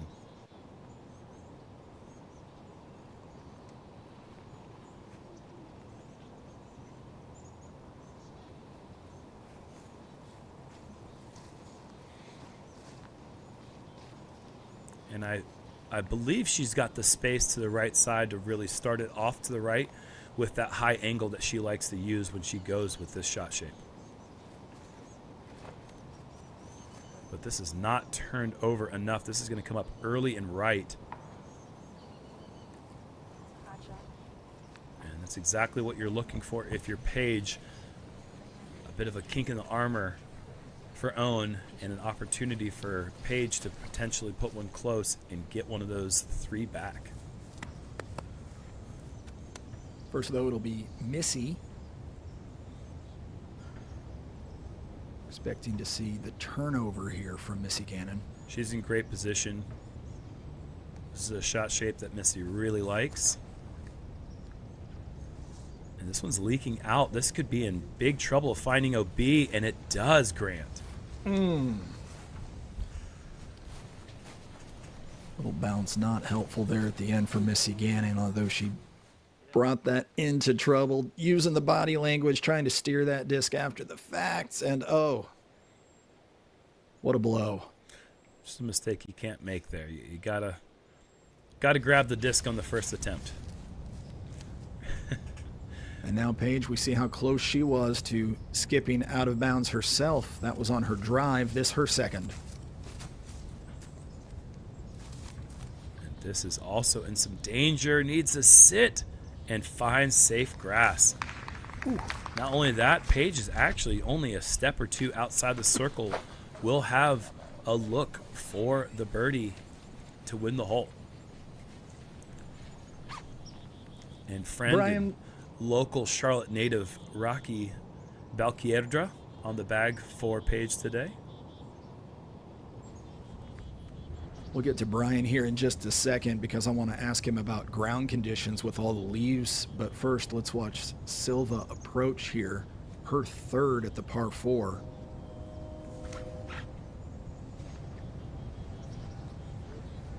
That's a good shot. Brian, with all the leaves on the ground, how much does that affect the disc in terms of it skipping or in terms of it making an unpredictable situation as the disc comes in for these players? Yeah, I think it depends on how many leaves you're talking about. If it's a thin layer on the ground, you might get a little bit more of a skip. But if you dive right into a leaf pile that's pretty thick, you're not going to go anywhere. But I think what Germ said earlier, it's the pine straw out here that actually makes things more skippy. But this time of year, Hornet's Nest is not too bad with the leaves. I think Nevin becomes a lot more unplayable in the late and mid-fall here in Charlotte because of how deep it gets. Thanks, Brian. Interesting stuff there. Ahead now, Katrina at the 9th. This for par.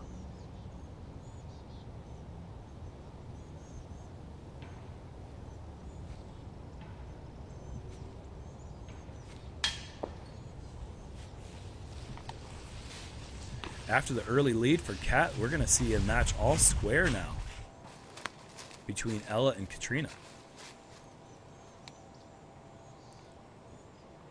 Owen at the 7th, fortunate to get sort of on the front side, but nothing doing other than pitching out for Owen Scoggins.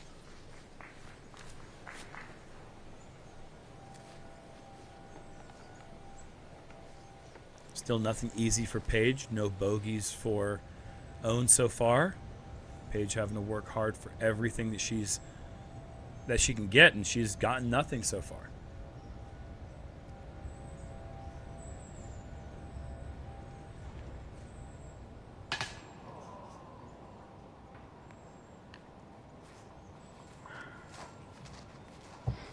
And even with that miss, you see Silva just so dialed from that circle 2 distance. And if everything but the finish on that one. If Missy is unable to make this putt, this will be the second time through 7 holes in the Missy Silva match that a hole will be halved with bogeys.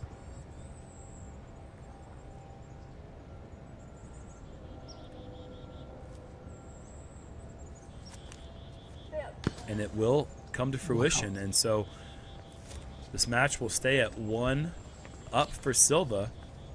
Meanwhile, Paige, an opportunity from the same distance to get one of those 3 back that she's lost thus far.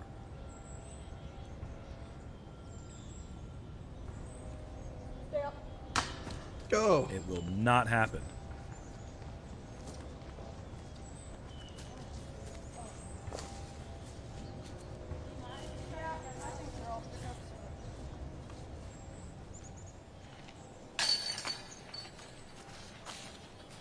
Interesting again, Germ. Everybody putting themselves out, even with these tap-ins. Again, I wonder.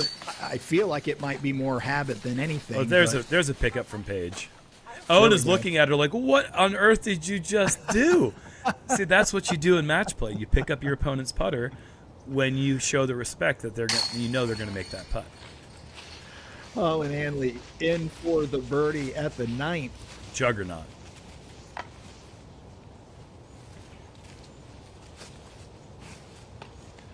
That should win the hole for Holland, who is now beginning to separate from her partner today, Kona Montgomery. Meanwhile, Ella in for her par.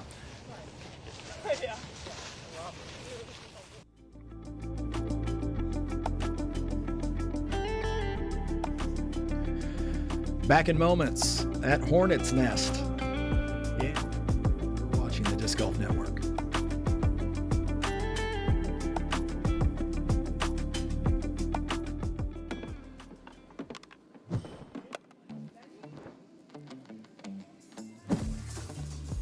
Calvin, looking good today. Calvin Heimberg. Excuse me, sorry. Hey, oh, sorry. Excuse me. Hello. Hey, thank you. Anaqua. I'm looking for Anaqua. Do you have one? Hey, Germ, you can't cut in line. My apologies. You may have noticed I just cut you in line. I'm just looking for Anaqua. Anaqua? Here, use mine. Got it. Thanks.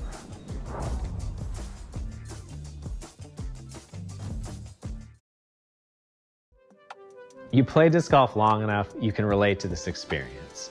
You adjust your stance, you change your putter, you make all of these little tweaks to improve your form.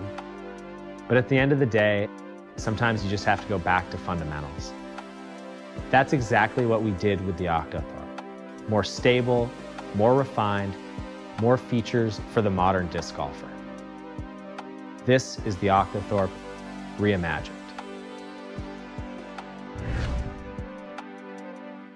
What is the simplest way to improve your disc golf game? The answer, learn from the very best. Paul Ulibarri, Simon Lizotte, Ezra Aderhold, and Holland Hanley. They're not just players, they are your elite coaches guiding you every step of the way. The Power Disc Golf Academy is the premier online disc golf academy with over 150 on-demand lessons that are specifically designed to improve your skills right now. So what are you waiting for? Join today at powerdga.com.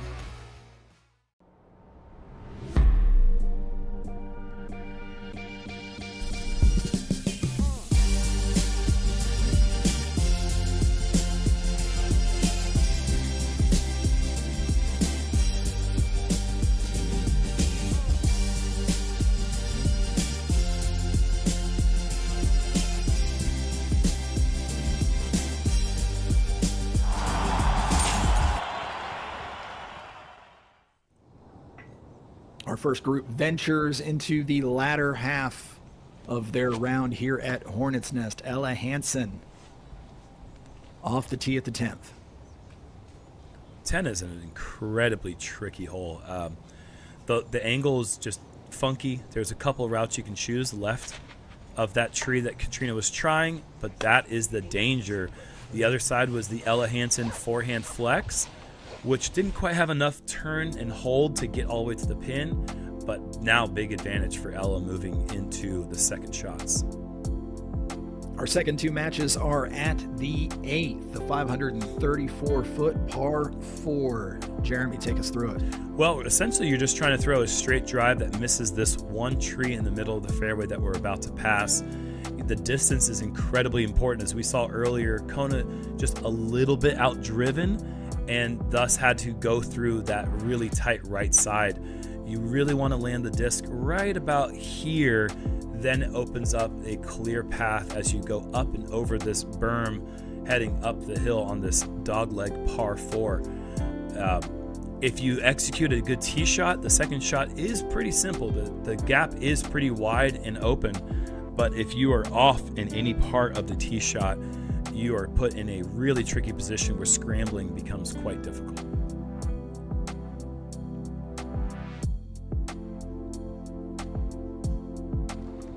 These type of holes really defined one of the things that made Hornets Nest unique in the early days of disc golf design. When this course went in 1996 and 97 and the overlay of Charlotte's Web came in later on, it really introduced very specific landing zones, and par 4s and par 5s really hadn't been introduced to the masses in the sport of disc golf the way they had been prevalent here at Hornets Nest and at Renaissance Park. Paige throwing the flip up beautifully, giving herself a great angle on the second. Did you say this course went in 96, 7, 6, Yeah, 96 7? and 97, I believe. I think this Hornets Nest was Stan McDaniel's real first introduction into his brilliant mind into disc golf design. His design principles, whether you know it or not, have been used all around the world. Players would come in to play the U.S. DGC and fly into Charlotte, North Carolina, the biggest international airport in the area, and they would go play courses like Charlotte's Web, Hornets Nest, Renaissance, and they would see these ideas and bring those ideas. Like Jussi Maresma played Hornets Nest in the early days and took those design philosophies over to Finland. Yep. Just saw Missy's come to the ground there, way at the inside of the dog leg. We'll have to see what she has to work with. Meanwhile, Kat Allen, this is what Kat has to work with, and that is a lot of nothing here at the 10th. 3 letters. Oof. That is 2 O's and an F there, Grant. That is not where you want to be on the 10th. A word that translates into any language. That is correct. Missy getting a look and does maybe have a way to at least get the disc started here. Starting's not the problem here, Grant. It's flying for more than a second is the issue that Missy's going to be running into. It was good until it left my hand. Overall, very well done. Outside left side opens up scramble potential to save the par. That's just a damage control shot there for Missy.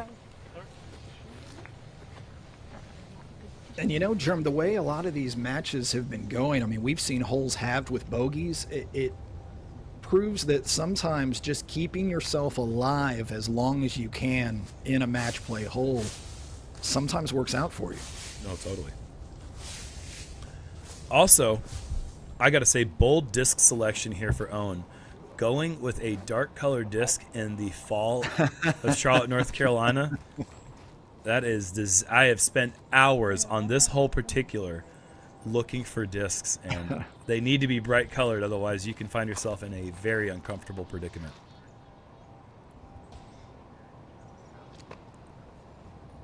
All right, just moving our way into the trees is Owen Scoggins. That's about as good as you can expect from out of position. That does open up a potential opportunity for Paige. You can see the fairway. She can see the basket. Needs to step up big here. Looks like she's going to miss everything on the right side and work her way up to probably circle's edge.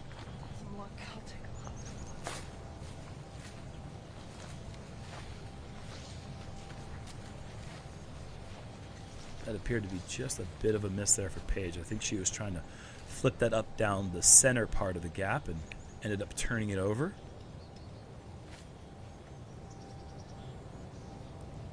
Silva now throwing her second. Got good distance on the drive.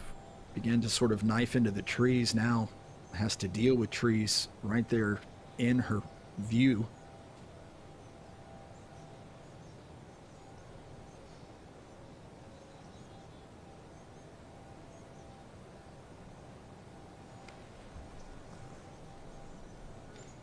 Wow.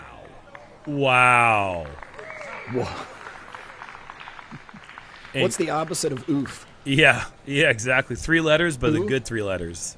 W-O-W there for Silva.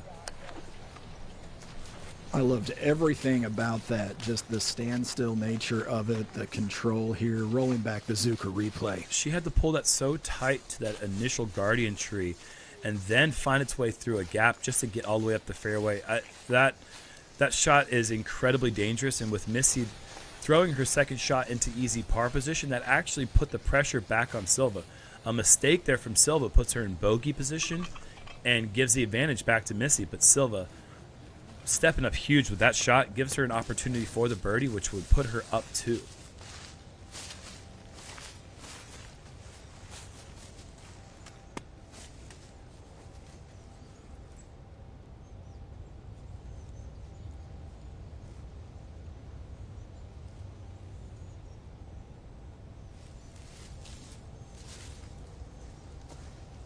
And Missy has done well to secure the par.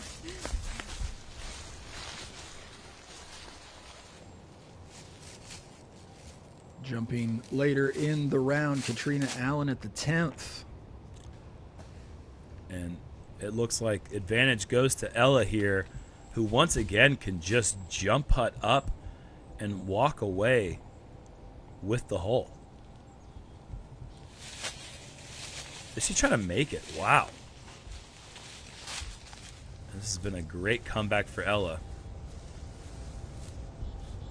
How many years combined on those 2 putters there in Owen's hand, do you think, Jerm? Well, I mean, if you just go by putting practice, more years than disc golf's been around. I mean, nobody puts more time on the green than Owen Scoggins, and it's the reason why we're never really surprised to see her make a putt from 65, 70 feet.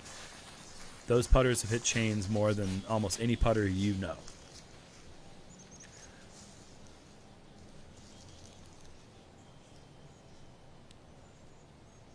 And Paige, another opportunity to take a stroke.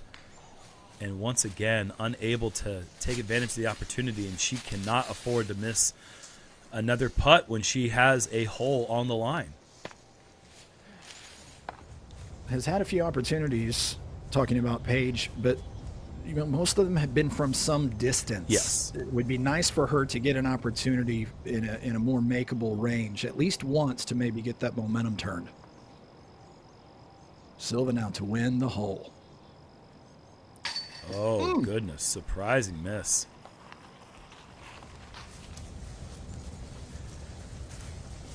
That would have been a highlight birdie from out of position off the tee and unable to capitalize on the birdie putt.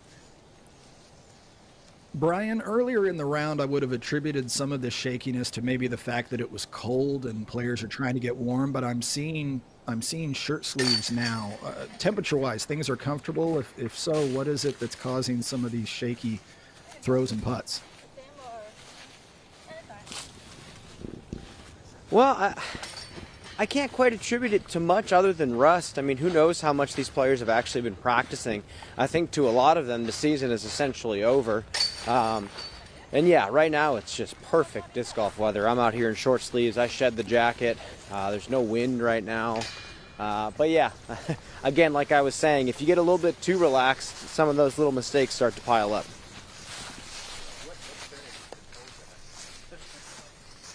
That's a great point about being relaxed. As yesterday we saw the relaxed vibe beginning with the press conference for most of these players. To Ella Hansen now. This is her second shot on the 11th. And I don't know if that was an intended shot shape, but the result is a thumbs up. And now Kat Allen. Do it. Oh! Katrina Allen from the fairway.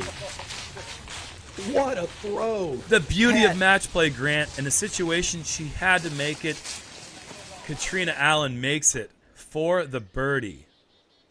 We got to roll this Zuka replay back all 156 feet. It's just something you don't see in stroke play, Grant.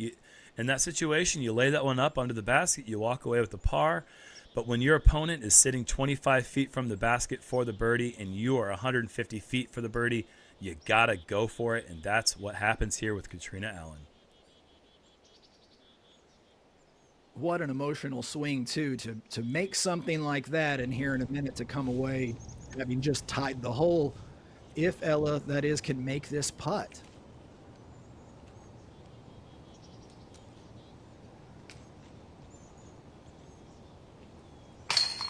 And not being, I was going to call it a big putt, but it was a big throw. So, yeah, after that big boost of energy for Kat Allen, walks away having just tied the hole, but still could have been so much worse in terms of her score, and maybe that'll get Kat going. Meanwhile, Silva. Just perfect. Absolutely dialed down the inside line, around the corner. Fantastic throw from Silva. Exactly what we expect from her, but it doesn't mean that you can't be impressed. So controlled. Now Missy hoping to match.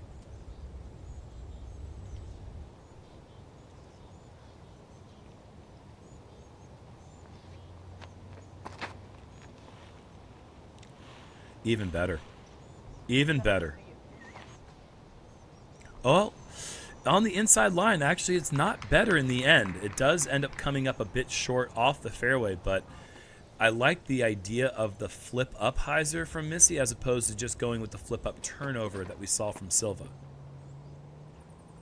Scoggins squeaks by the first tree, catches the skinny one beyond, and that goes off to the left. We'll have to wait and see what Owen has to work with. Owen, who played the first 5 holes essentially to perfection, has given Paige many opportunities since then, and Paige has not yet taken advantage of them. Although Paige does hit that tree, her kicking to the right side opens up the fairway for a longer second shot. Paige will have an opportunity to throw a great shot and get herself a birdie look, and that is something that Owen, I do not think, will have the opportunity to do.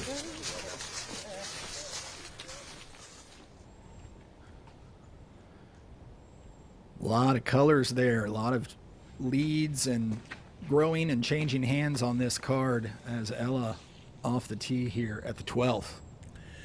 When a hole is this wide open off the tee, you just can't afford that mistake there from Ella.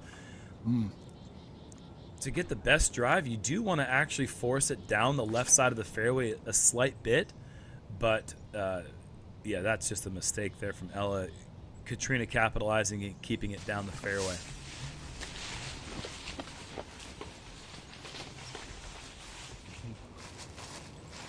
And back to the Pierce-Scoggins match, where Pierce is 3 down and nearly through half of her round. Needs once again to take advantage of what could be a little bit of an opportunity, as she definitely has the advantage here off the tee.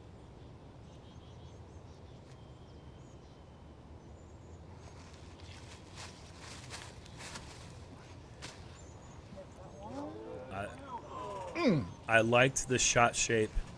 Just pulls it a couple of feet right of the intended line. Otherwise, that had a lot of promise to it. But once again, Paige not taking advantage of a potential open door.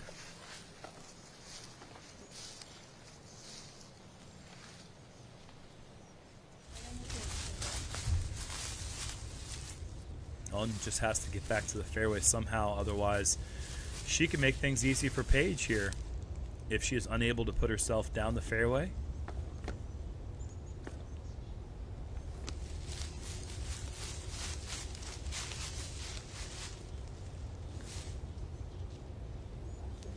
My feet look okay, yeah?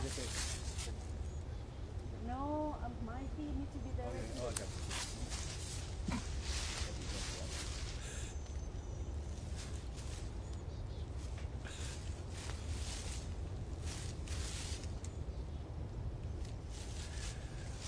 I think that Owen is making the right decision to just get back to the fairway, because when you're off the fairway early on the 9th, especially on the inside left, there are potential gaps to go for the pin, but there's also, I think, greater potential for the big mistake and finding yourself in a guaranteed bogey situation. Owen still has her hands full with this next shot. Meanwhile, Ella at the 12th trying to get back on track. Don't want to hyzer too far to the right side. Good distance. And oh, gets around the corner. Okay, well done there for Ella. That's actually a really good break that Ella didn't break into the tree line more so than she did.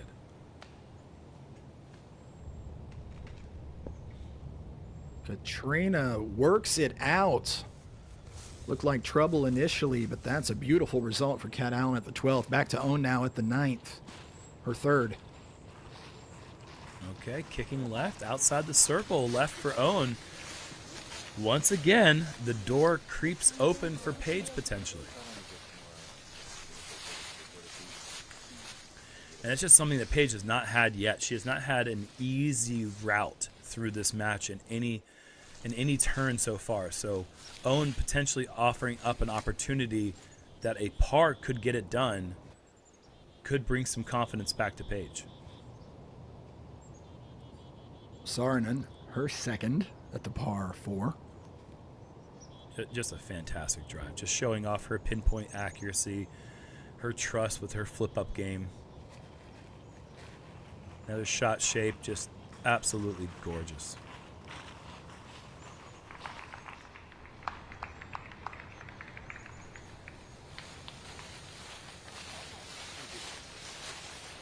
Silva with a birdie look.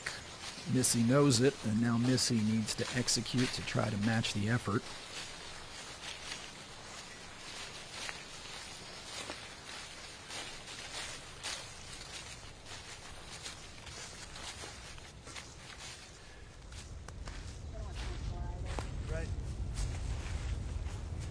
She has a gap, but any miscue here would end the hole immediately.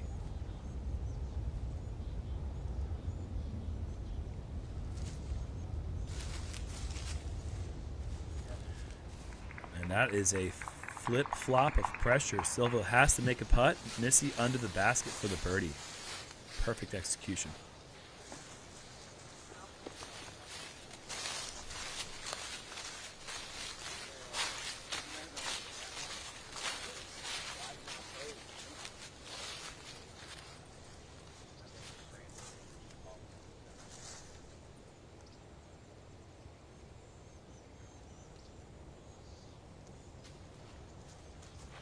Paige Pierce. That's exactly what she needed to do. Once again, when your opponent is under the basket, the pressure just mounts. I don't know why it mounts more than if your opponent is 3 feet from the basket, but when they're sitting under the basket, you're just looking at, as the player, knowing it's got to go in. And that situation is what we're about to see here with Owen.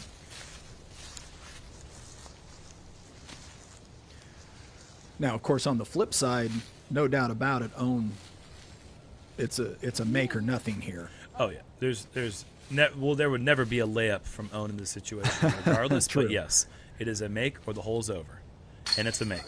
And not that we should be surprised from the 2025 C1X FPO putting champion. Owen just makes those look like routine layups. And she did not pick up Paige's disc, and she realized, oh, that was probably wrong of me.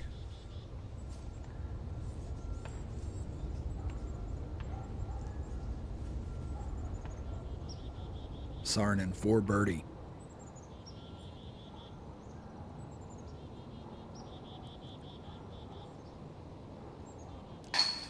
So clutch on the green. Just slinging them in there from every possible angle. Birdie, birdie for Silva and Missy.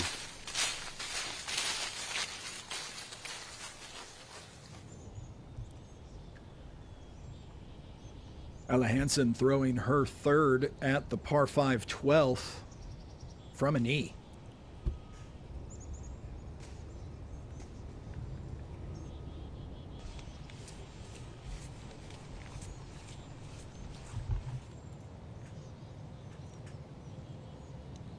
Well done from Ella. Very difficult hole to get to in 3 shots. Looks like each one of these players is going to have a long look for the big birdie, but more than likely walking away with the par. We'll drop back and fly over the par 3 10th, a 345-foot hallway. Is that a fair description, Germ? Yeah, it's about as wide as a hallway. It certainly has the double route. There's the wide left route for the Anheuser, and there's the inside right gap that you're not going to really see too many backhands go down because the hole ends up on the right side of this quote-unquote hallway. I do believe the flex forehand down the right side opens up the gap the best, but not a lot of players have the distance to navigate that and the line and all the things that you have to avoid.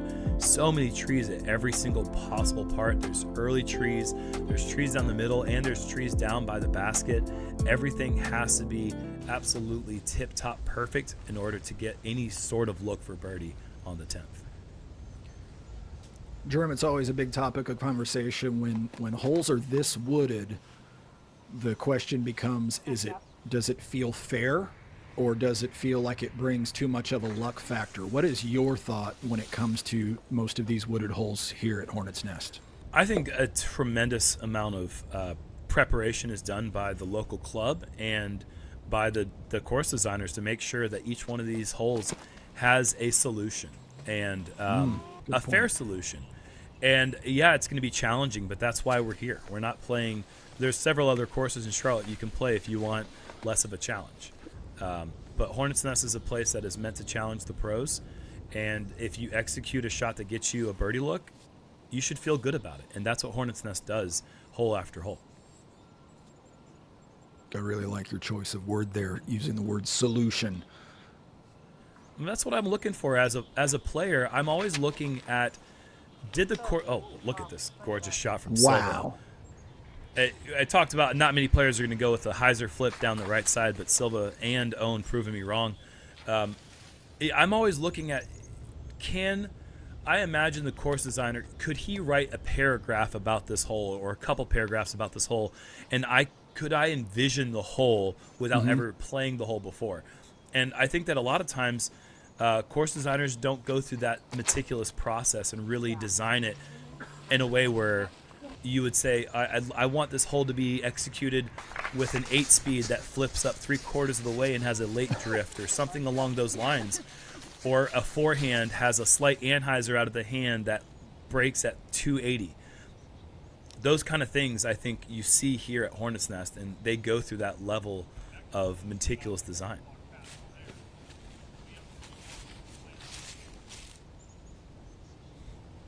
Ella just a little bit off now. Cat Allen inches away. Still a great match going on there on that second card. Go in the hole. That close to a highlight for Paige, and maybe that's what she needs right now. And what I love about that, Jerm, is she knew it out of the hand. She started saying maybe, maybe. Oh, boy. An absolute gift for Katrina Allen. All square. That's a late mistake in the round as they move to the final third of their 18 holes and are now all square in the Hansen-Allen match. Holland up 4 with 6 to go They are approaching Dormy. As we were going over the terminology earlier, Dormy is a situation when there are the same number of holes remaining as a player is up on their opponent, meaning the player trailing has to win the remaining holes in order just to force a tie. Missy from deep, almost grabbing chains.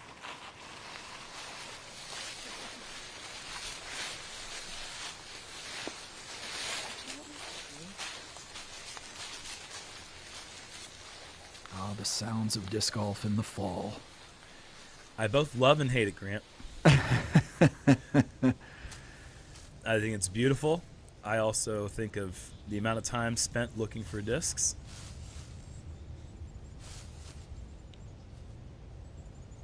Saarinen to win the hole.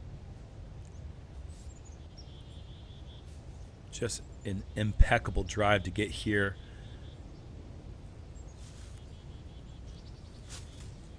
And it's just, once again, outstanding putting, outstanding tee shots.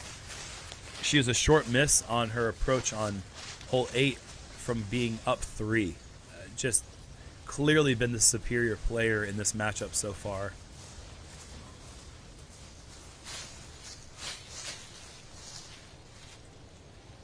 Page for the par.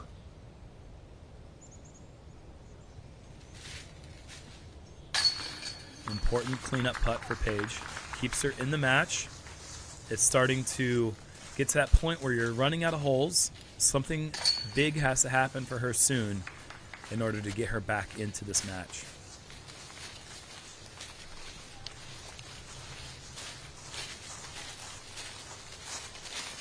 And one of the interesting quirks of match play, Germ, of course, is you can never lose more than one hole at a time, but you also can't win more than one hole at a time. So it's going to take a string of good holes for Paige to get back into this. Meanwhile, Cat Allen at the 13th. A very specific flip-up line here on the 13th. It works really well for a forehand turnover. The backhand shape is there, but the whole fairway leans from right to left, making it difficult to stick the green without that counterclockwise spin that you get with the forehand.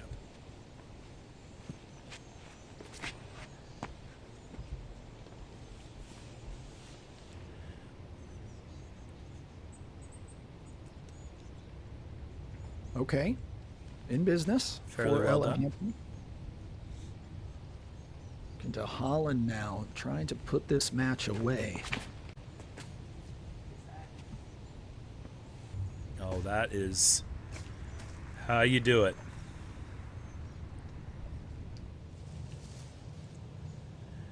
Kona came into this event feeling a bit under the weather.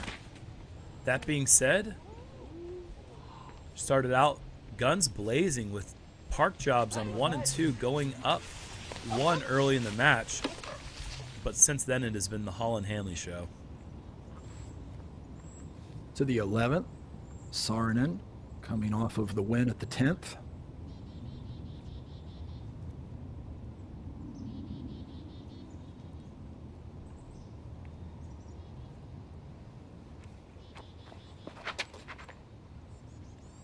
This is the hole where we saw Katrina throw in for the birdie from the fairway. We did not see the tee shots, but it's a relatively straightforward tunnel off the tee, and if anything, you kind of want the shot shape to bend from left to right.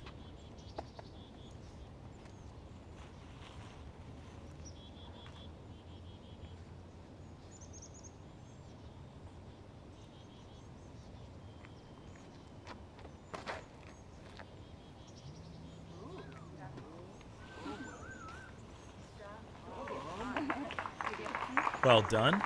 Even though it's a little left side, the gaps open up pretty decently from that position.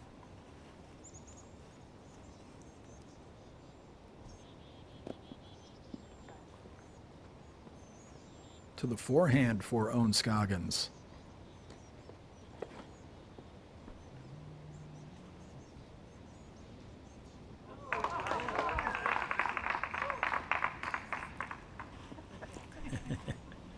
Classic Own. Snickering as she walks off the fairway. She didn't miss her line by a bunch, but because it wasn't right down the middle, she acknowledges it with a little bit of laughter.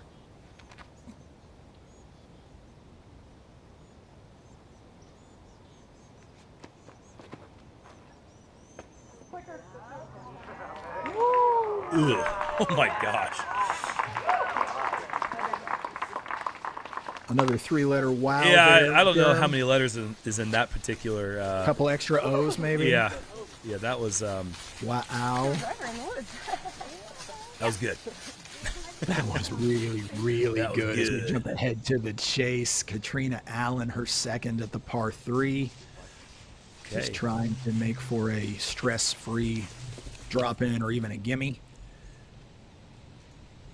Ella actually came up a bit shorter than it initially appeared from the catch cam.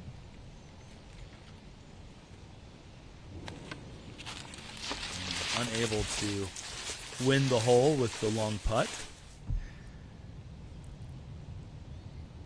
Kona needs to make this to avoid going dormy with 5 to go. And it appears that we are going to find ourselves in that position as Holland has this left to go 5 up.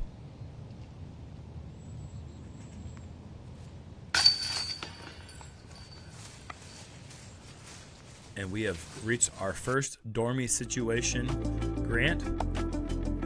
So Kona will not even be afforded the opportunity to even tie any of the remaining 5 holes. Gotta win them. Gotta go for everything.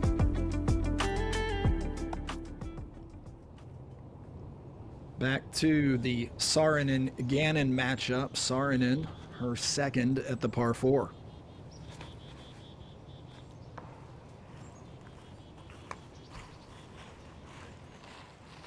And an opportunity for Missy coming up.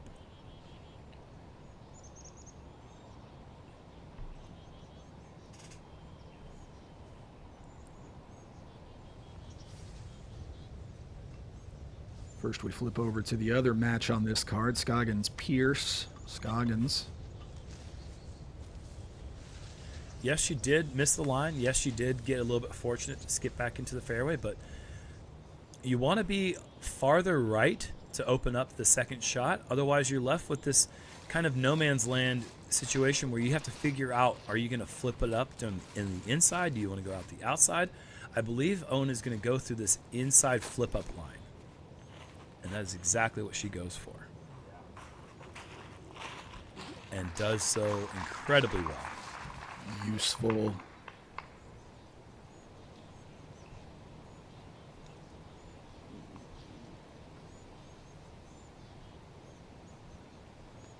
So Missy, with the pressure of knowing that her partner is looking at probably par at best, Paige will be looking at the pressure of knowing that her partner is in there with a likely birdie. Interesting the way the strategies switch up so frequently and so quickly. Yeah, in each play formats. Each matchup has been quite different in the way that it's played out so far. It's been interesting because Missy and Silva have been getting a lot of birdies, but they've also been pushing holes with bogeys, and that has not been the case on the other card. No, not at all. Missy now with an opportunity and getting to that point in the round where she can't let too many more of these go. Correct.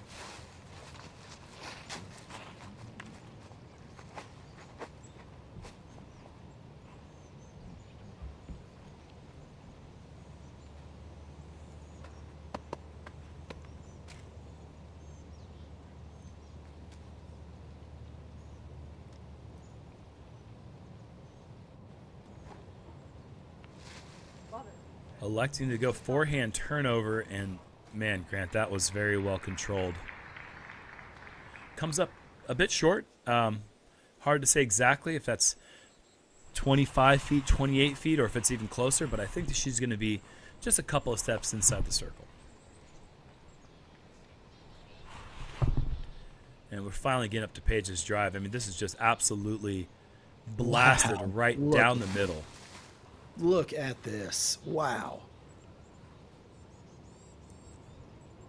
If you're going to have to pressure your opponent being under the basket essentially for the birdie, this is the position you'd like to have from the fairway. And perfect execution from Paige here on the 11th. Unfortunately, it's not going to be enough to gain a stroke back for Paige, but she's not going to lose any strokes to Owen, who's about 20 feet or less away for her birdie.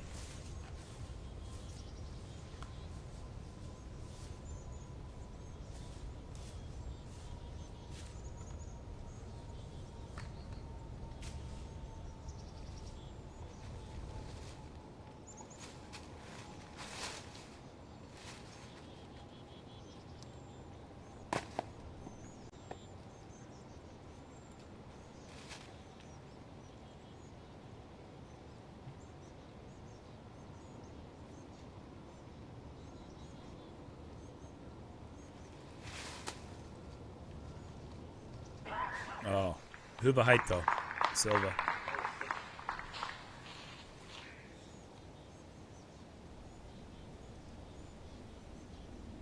Holland just needs a have here to win the match. I think she's interested in like doing more than that. Holland is playing this match as if it's the finals. She wants to get a birdie on every single opportunity, and man, she has been a juggernaut today.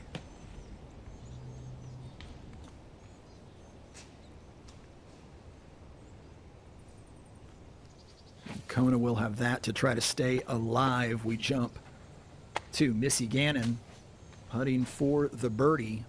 Maybe a little further than we initially thought, Jerm? Yeah, maybe just a step inside the circle. Well done. Well executed hole, well earned point. Now just down one. The drama of this match continues to build. It's exactly what we thought it'd be coming into the match. All eyes were on the Missy Silva matchup coming into the event, and so far it has delivered great disc golf action. Owen, meanwhile, still just playing completely flawless. You know, the opportunities that she's given Paige have been small, and Paige has been unable to walk through the door, and she is now up 3. Or she's still up 3. Kona to stay alive, most likely.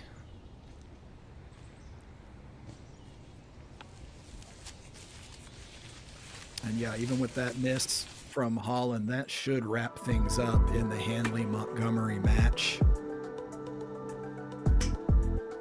Still a lot to be decided on the Ella Katrina matchup. That does not end Kona's weekend. This is not a single elimination match play tournament. Players will be guaranteed 3 matches.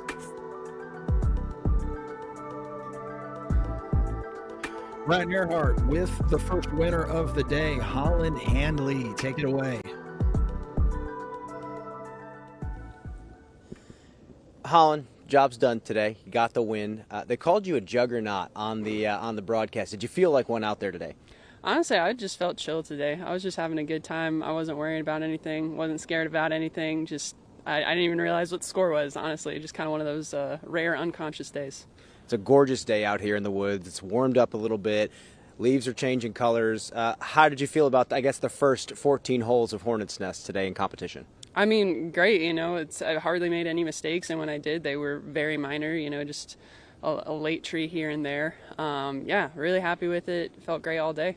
The camera crew out here is calling this summer school, kind of the feeling of ending the school year and then kind of coming back for something more laid back. What's the feeling for the players out there? Yeah, it's very similar. You know, I was texting with Ella earlier this week because we were trying to, coordinate getting to the airport and such, and she was like, it feels weird that we're competing this week because we're all kind of in off-season mode. I haven't been doing anything the last few weeks. I've just been 6 days a week in the gym and playing video games, very very college. I did maybe 15 minutes of practice putting because I felt like I probably shouldn't. But I think, it goes to show, like, you can take some time off from playing. It's mindset's probably more important than keeping things, or keeping the strokes feeling fresh. So. One last question, quick question. What's the video game of choice these days? I've been playing Ball X Pit. on the computer, and then this week I started playing Slay the Spire on the phone. So Thank you for the recommendations. Back to you guys. Congratulations. thank you. All right, once again, excellent recommendation there from Holland. Yep, taking notes as I usually do. Zone Scoggins, airborne at the par 512. I love all the school references. The summer school, going to college, the college style, going to the gym and playing video games. This is send me back, Grant. It does. I can't decide if it's making me feel old or young. I mean, Holland definitely did go to school there on Kona there. She said she played unconscious, so that's exactly the feeling we're all looking to try to tap into when we're playing disc golf. And I mean, just impossible to beat her today. She was just flawless. Paige, full flight there. This is one of the few holes I think the distance is a huge advantage for Paige. An opportunity to potentially get around the corner on her second shot, get a look for the birdie. This is a tough birdie to get if you're own. So, opportunity here on the 12th.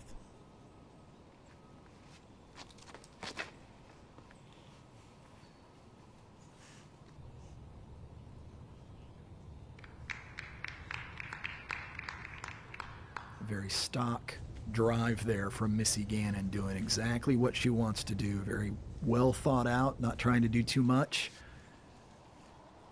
I imagine we'll see more of the same from Silva.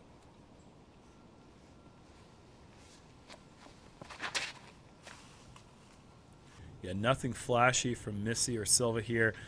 The important shot isn't necessarily the tee shot. It's only important if you really mess it up or if you do something incredible. The second shot is really what's important here on the 12th. Now up to the gauntlet with Ella Hansen.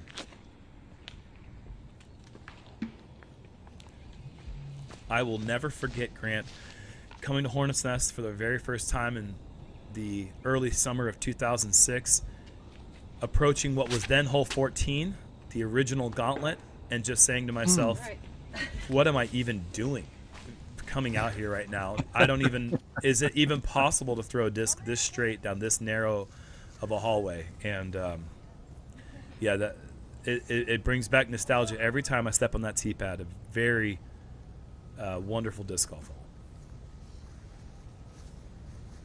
Saarinen now, her second. Just safely off the tee to an open spot, and now the work begins. Just want to throw something high that holds turn. Trying to get enough distance to find yourself in the gap for the third. This is going to work its way out of the turn, and that's going to present too much distance, I think, to get to the pin on that third shot, but we'll see.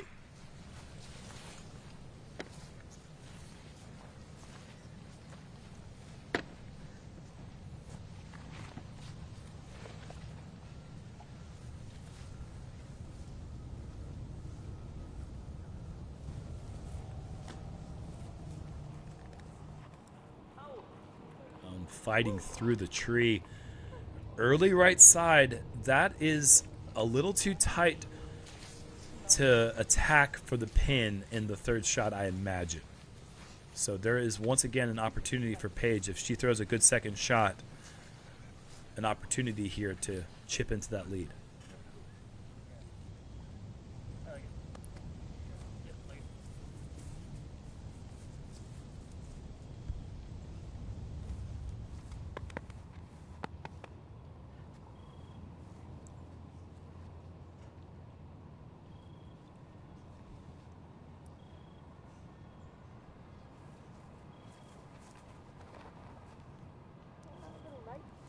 And Missy also going to be coming out of the Anheuser. That never really had a chance to get to the bottom of the hill. And Silva and Missy kind of playing this whole stroke for stroke so far. Both out of position, but both are going to have a look down that tunnel on their third shot. It's been a theme for them today. I mean, this is the group that has halved 2 holes with bogeys. Yep. Just can't get away from each other. Meanwhile, back to the Hansen-Allen matchup. Katrina out of position off the tee.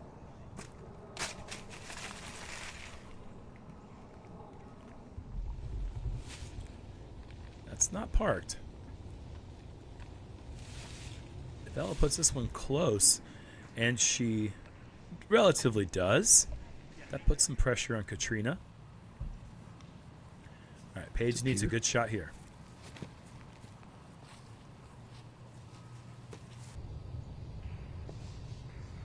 Yep, well thrown. If that trickles another 10 feet, I'm not liking her chances, but pumping the brakes right where she did opens up the opportunity for the birdie luck. Kat Allen with the clutch make at the 16th, knowing Ella is in much closer. Now Ella, maybe just enough distance here to feel pressure, especially after that miss she had just a couple of holes ago. Yeah, Ella's work has been done throwing the disc. It has not been on the green so far today. So definitely a little bit of pressure.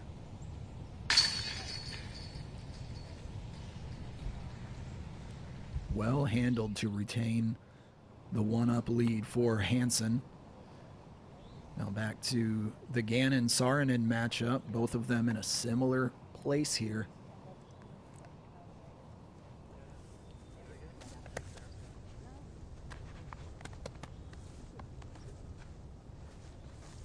You can see these early green trees are blocking the access to this tunnel. Silva in a slightly better position, being on the right side. It's a very technical shot for Missy. Oh boy. Oh, what a shot.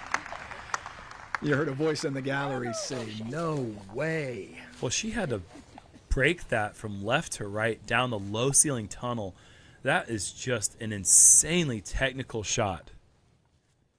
Rolling back that Zucker replay. Watch this make its way through.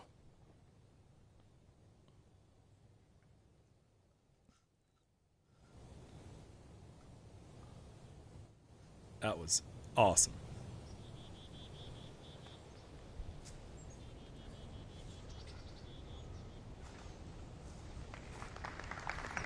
Well done from Silva. You can get 15% off your favorite disc golf carts and gear at Zuka.com. Use the code ZukaChamp all weekend long. Maybe I over-dramatized the difficulty on Silva's third shot, but she certainly did well from that position and got 2 looks for birdie coming up for Missy and Silva.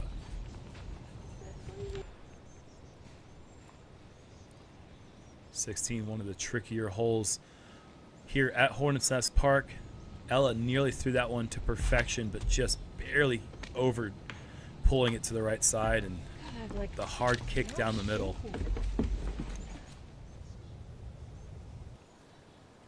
Back to Scoggins at the par 5, her third. And I would say a bit of a gift there for Paige. Not only is Owen throwing 1 extra shot, she's also in a worse position. And quickly back to Katrina, in trouble and still in trouble after 2 at the par 4 17th. And if Ella is able to walk away with par, she will be up Dormy 2 going into 17.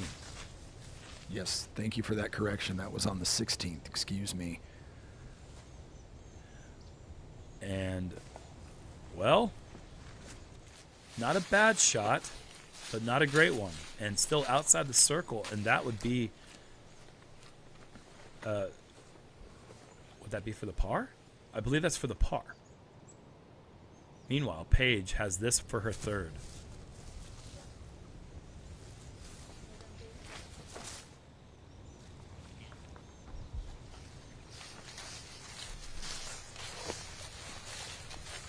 Been a third of a round between Scoggins and Pierce before any change has happened in terms of their scoring relative to each other.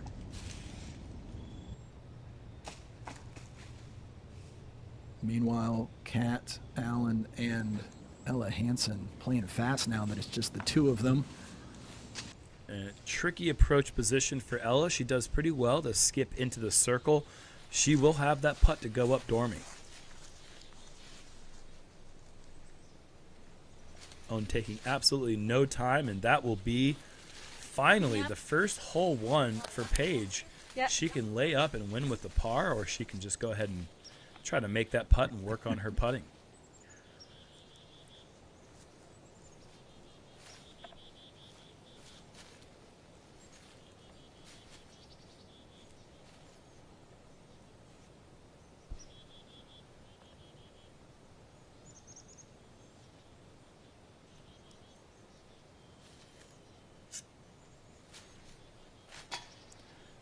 One of the first mistakes for Silva on Just the green. Off.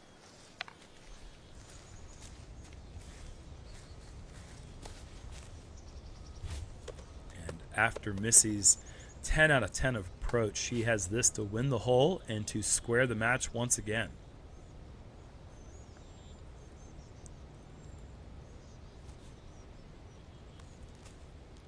You expect nothing less.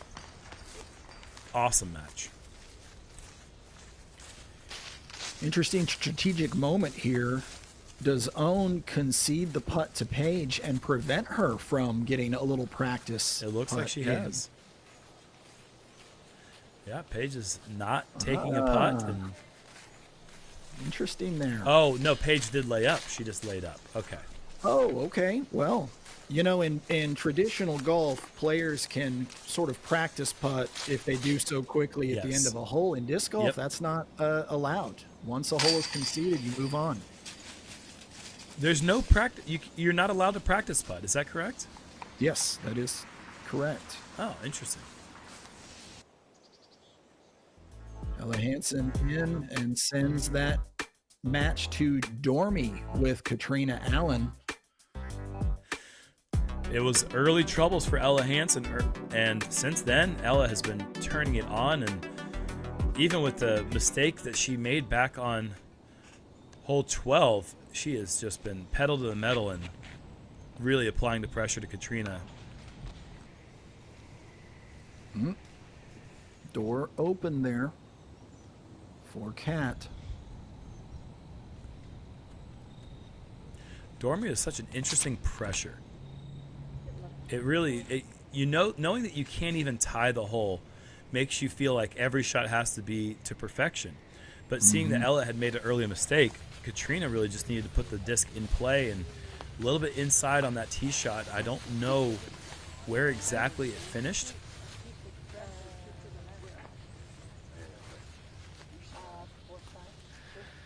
Missy and Silva having a little fun yesterday before having to stare each other down today. It was during the press conference that we saw some personalities on display. I want to learn Finnish, and so I feel like for all of our American fans, we want to teach you a little Finnish. And I did say we, because this is going to be a joint effort. Pelaan frisbeegolfia. And that means I play disc golf. Hyvä heitto. Which means, I'll say it again, hyvä heitto. I didn't say it as good, but good throw. Pelat kuin mumoni. And this is specifically for Silva, which means you play like my grandma. Silva, do you have anything to say back to Missy after that as we wrap this up? I don't know, maybe I'm boring on the course. That's amazing. You play like my grandma. Man, I'm going to use that one for a round with the buddies. When I grow up, I hope I have Missy Gannon confidence. Oh, man, she is incredible personality, and it's always on full display. Who she is on the course is so similar to who she is off the course. She's just bundles of joy. Oh, nearly the perfect looking line for Silva. The one tree you have to miss, that backhand flip up. She strikes, and big time advantage to Missy now.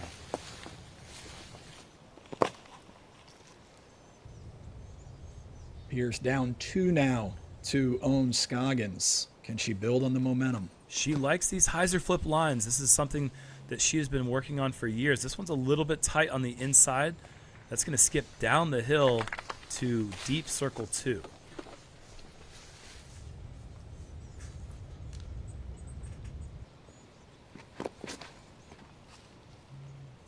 Owen pushes that right side and skips down to nearly bullseye. Huge shot for Owen.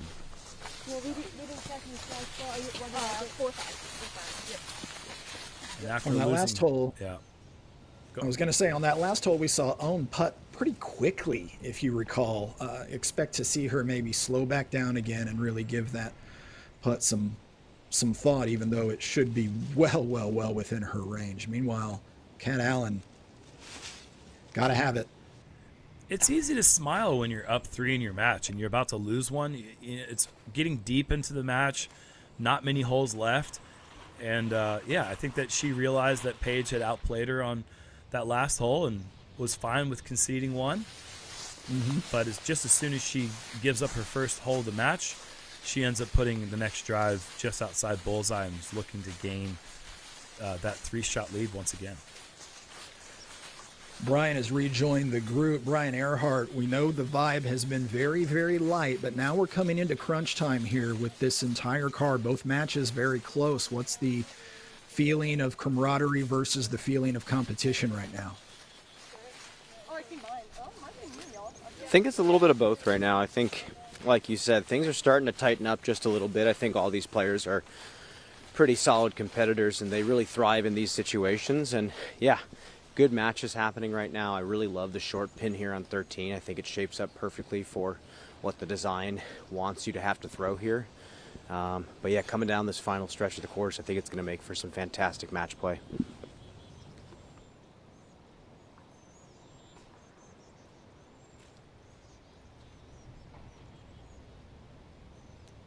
Gotta have it if you're Paige.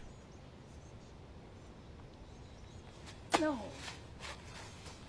And she will often tell you the result before you see it with your eyes.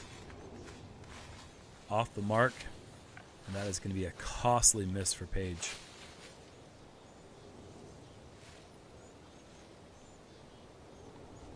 Silva with her third before Missy throws her second.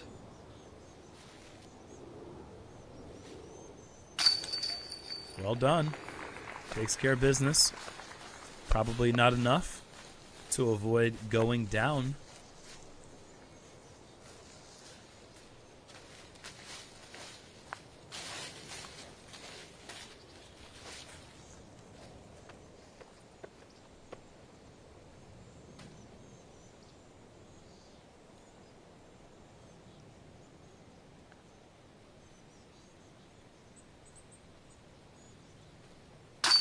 And the flip-flops in this match continue, Grant.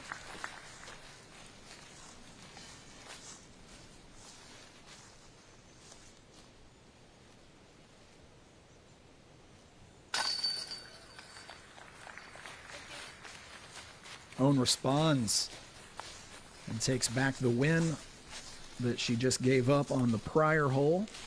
So that lead back. We move up quickly to Kat Allen. And essentially, she needed to throw that one in again.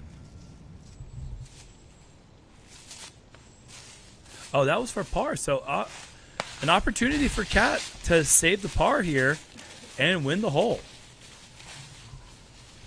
Interesting development here at the 17th, late in that match. Missy has won the last 3 holes. She was down 2 just a few moments ago, and 3 straight wins has gotten her up 1 with 5 holes to go.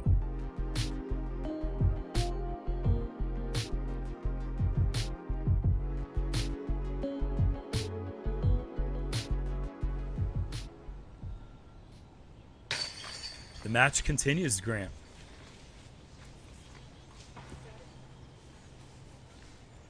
It'll be all 18 for Ella and Katrina. Ella just needs a push on the 18th to win the match.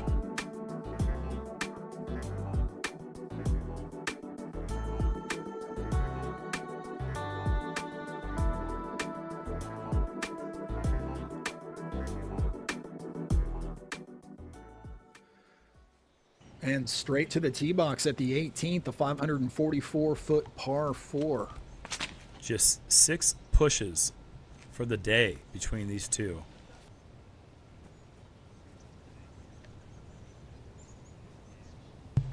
"11 holes, either won or lost." Completely different rounds between these two.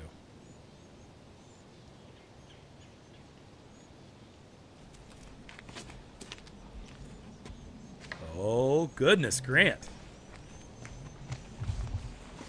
The tension builds. To Owen Scoggins at the 14th, a 325-foot par 3 going round the left side. Owen pulling that one left.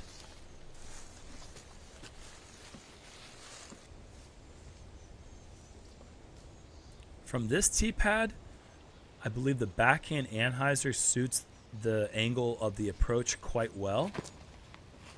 If Paige has got the stability correct, this could be really nice. Oh, yeah. Oh, yes, sir. Beautiful throw. From the tee pad that we'll see later in the day with the FPO, the forehand suits better from back there due to the later turn from the longer distance.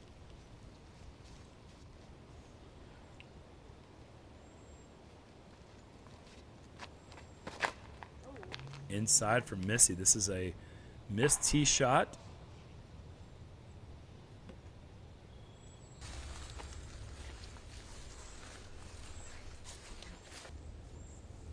So opportunity now for Saarinen.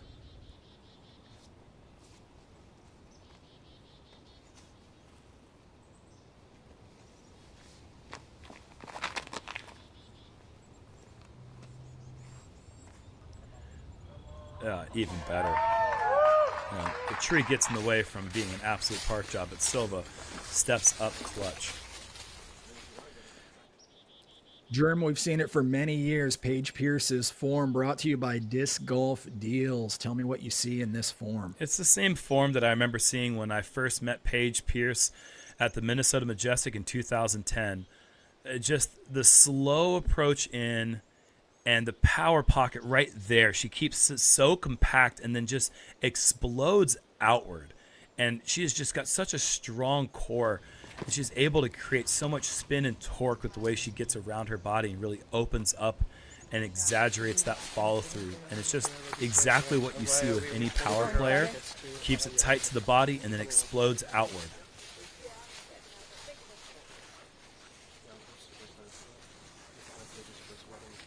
Never seen anything like that. When I first met Paige, I hadn't quite seen somebody at her petite frame be able to create such distance. And I remember thinking to myself, I think this is the future of disc golf. And, you know, I'd say in the last 15 years, she's done pretty well proving that point.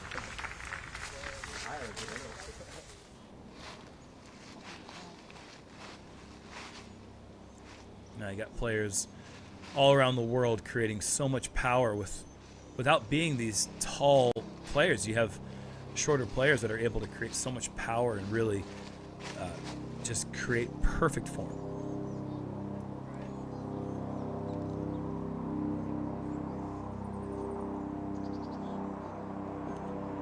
Missy in a bit of trouble. Silva inside 25 feet from the pin for the birdie. In these situations, I'm wondering if she's thinking, I want to skip this one in, or if I just want to put it close.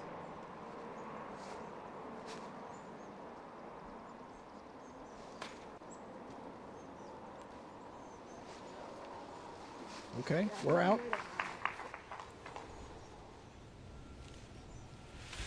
To Ella at the 18th. And goodness. Ooh. And now, again, and this is time out. Right? Across the path. Well, the fact we didn't see it land probably doesn't bode well. So, interesting development late in that match. Meanwhile, Paige Pierce at the 14th for the birdie. Huge birdie there for Paige. And now all of a sudden we're getting some back and forth play in this matchup between Owen and Paige.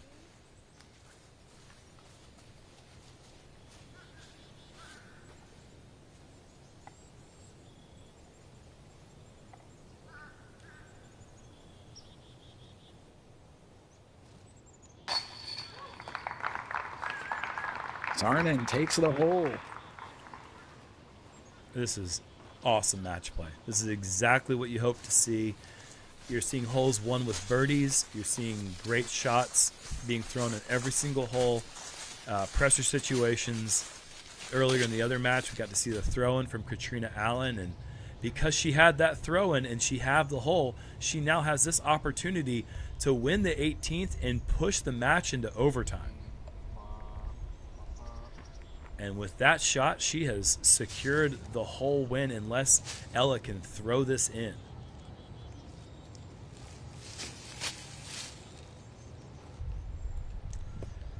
And with that shot, Grant, we are going to see extra holes in this matchup that was Dormy 2 just a few moments ago.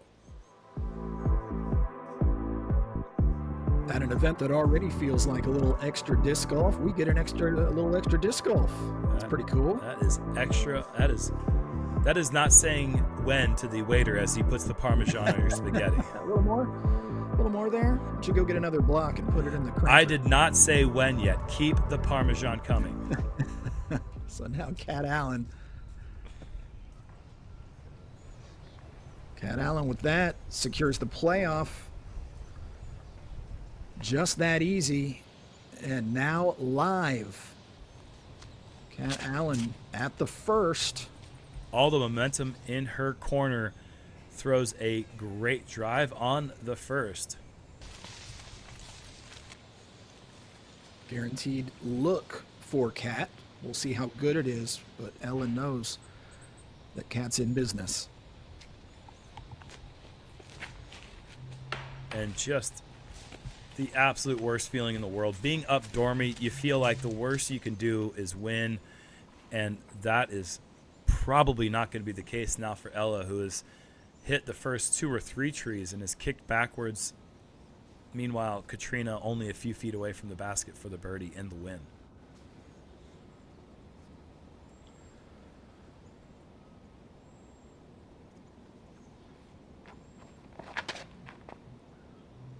Well, that's a good shot. The understatement of the day, at least so far, Germ. Wow.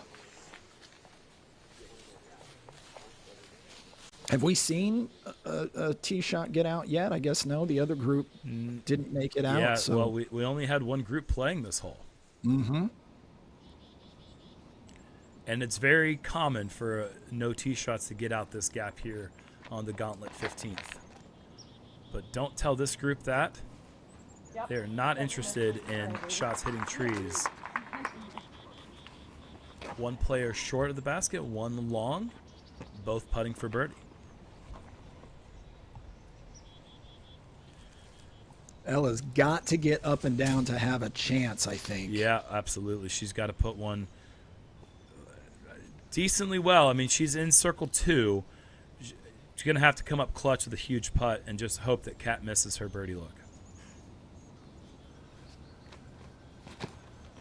Oh, Paige just an inch away from peering the gap. It does kick relatively forward, though. Avoids the big, harsh, directly right kick. Oh, like that? That's the one.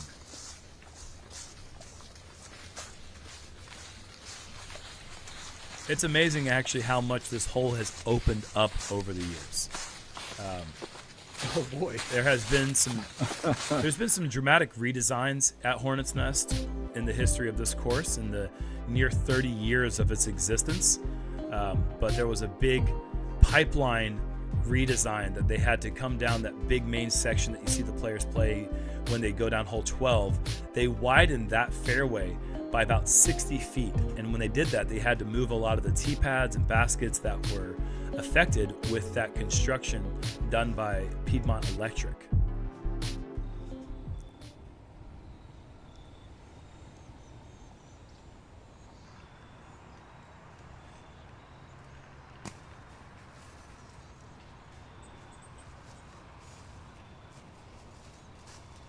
And that miss secures a Katrina Allen victory, a come from behind victory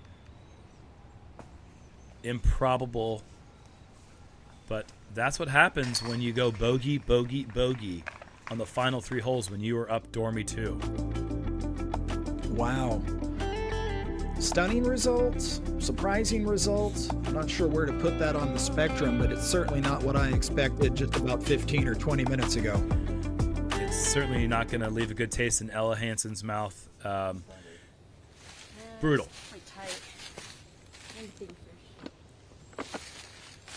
To the 15th, Owen Scoggins got that bad kick you were talking about. Knows that Paige is not terrifically close for her birdie putt, although Paige is out in the open, so Owen just trying to get up and down safely here. She just needs to miss the first couple things and get herself out into the open. And she's done that very well.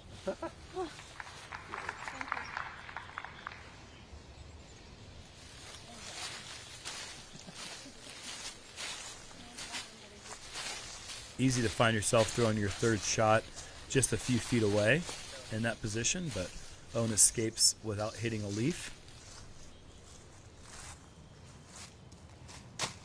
And Paige gives it a decent run, turns it over to the right side, perhaps a bit low as well. Another opportunity squandered, and now she is left with just 3 holes left to make up that 2-shot deficit.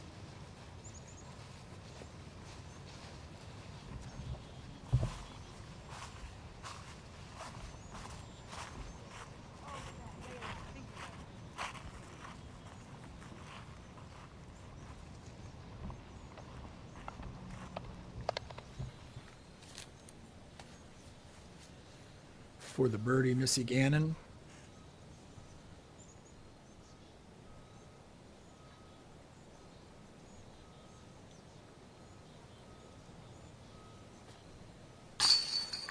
Great putt. Drops that in just below the band. And if these players are experiencing any rust, I'm not really seeing it here from the commentators' booth. They're delivering dimes and great putts throughout the round so far. This has been great to watch.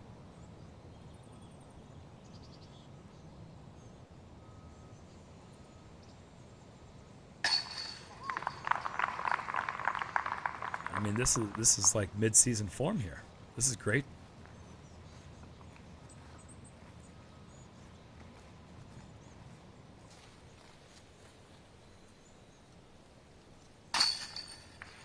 Owen saves the par and walks right past Paige's putt.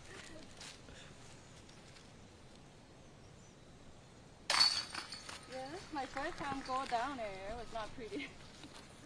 All right. I'll square through that hole, Owen and Paige, leaving it with a 2 up for Owen as we head into crunch time. We'll be right back on the Disc Golf Network.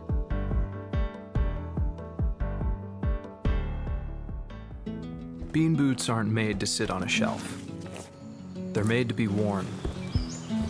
To see the world from the ground up. From Maine to Tokyo. Side trails to soccer practice. Seasoned by the seasons themselves. You wear them in by simply wearing them out. Here, there, and everywhere in between. These are boots that become more and more yours with every step forward. And the best way to wear them is to just keep wearing them.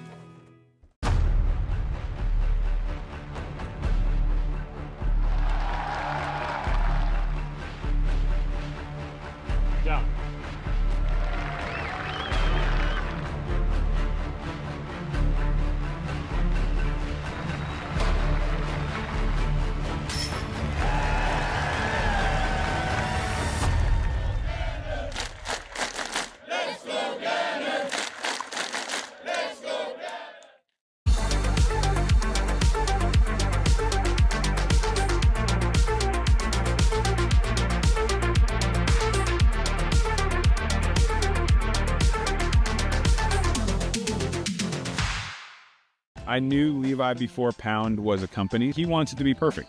And I think he's the kind of guy that nothing's ever perfect. At this point, I don't think anyone's disputing that it's the best bag ever made. It's the most comfortable bag that I've ever worn. The most tough and well-built and long-lasting thing that I'd ever tried on.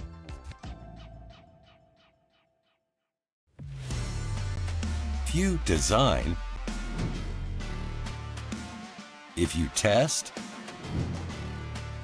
if you manufacture, there is only one technology partner you need.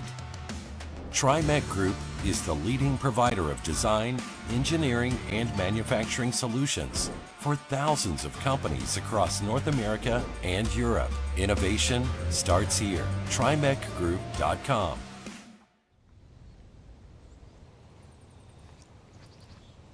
Pierce airborne at the 16th. Well, that kick to the left is not good, but it's better than if it had stayed right there in the middle. She's going to have that left side route to go down the hole to try to save the par. But if Owen were to win this hole, this match would be over. And with this drive, chances are good.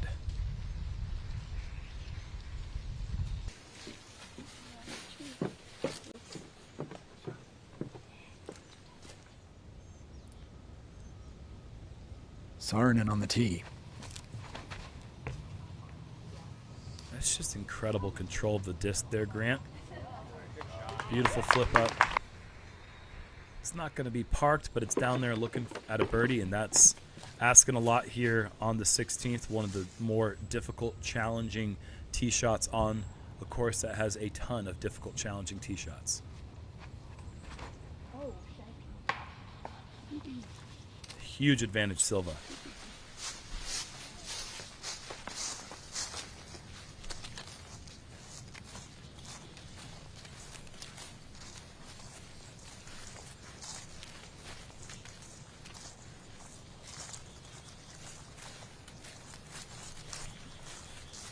Let's get a bird's eye view here of the 16th. Fun fact here, Grant, this is the very first hole I ever played in a paid tournament round going back to the 2007 Ice Bowl. I have fond memories of this place right here, but this is a very difficult hole. It's got two routes. You got the left side route and the more often taken right side route. You got to go up the hill, and the difficult thing is that as the ground leads away, the disc begins to stall, and it's hard to continue pushing forward in order to get that line to get all the way around the corner and then back down to this pin here. It is tucked in the perfect position where both routes lead its way to the basket. It's just very challenging to get a disc to navigate all the way through there cleanly. Gannon's second.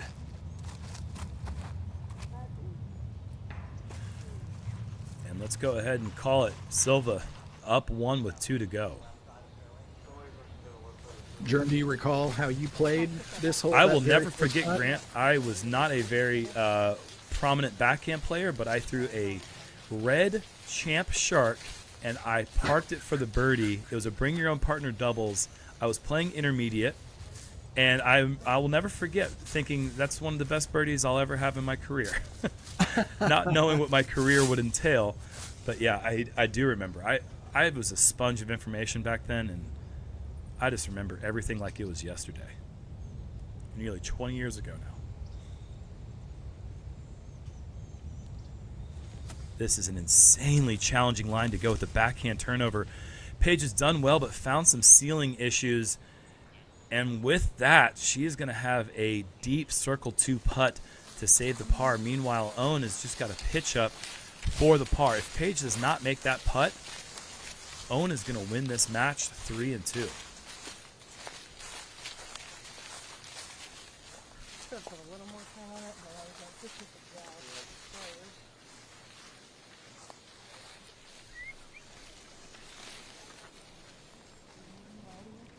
Thanks to Pound Disc Golf for supporting the Match Play Championship. The Vagabond back in stock, featuring an updated shoulder strap and attachment points for a harness. Vagabond is Pound's small shoulder bag.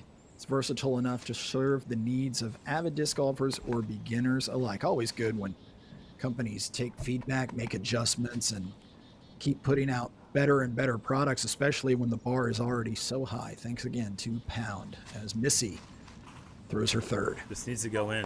It goes a bit deep.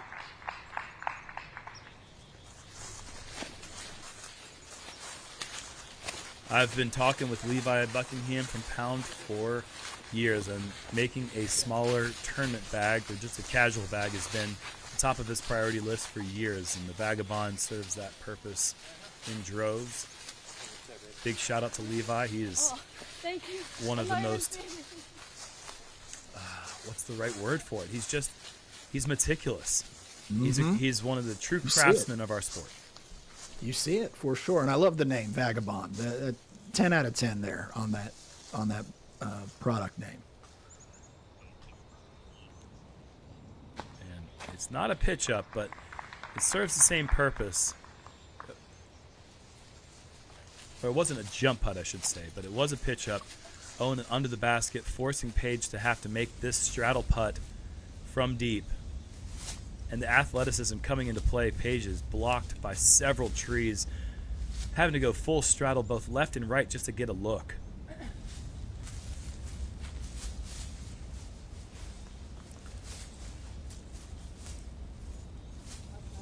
Paige showing us the footing issues. Yeah, not only is she having to navigate the incredibly wide straddle, but she's trying to make sure her foot doesn't slide from underneath her as she loads up the power to deliver this putt.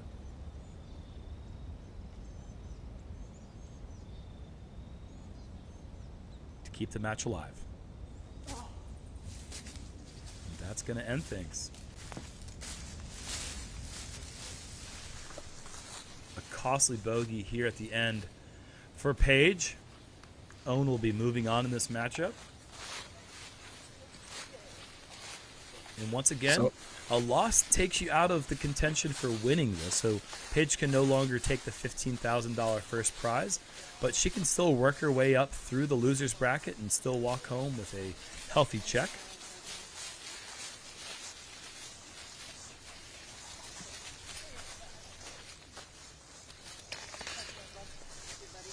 And with that, Owen wins the match. Silva wins the hole. Silva and Missy will continue. We'll get a look at how things stand now in the late moments of morning number 1. Scoggins a 3-up winner over Paige Pierce. The other match, Sarnen Gannon separated by just 1 point with 2 holes to play here at Hornets Nest. I'm going to be excited to see Owen play whoever wins this matchup between Silva and Missy. Owen just played essentially flawless disc golf today.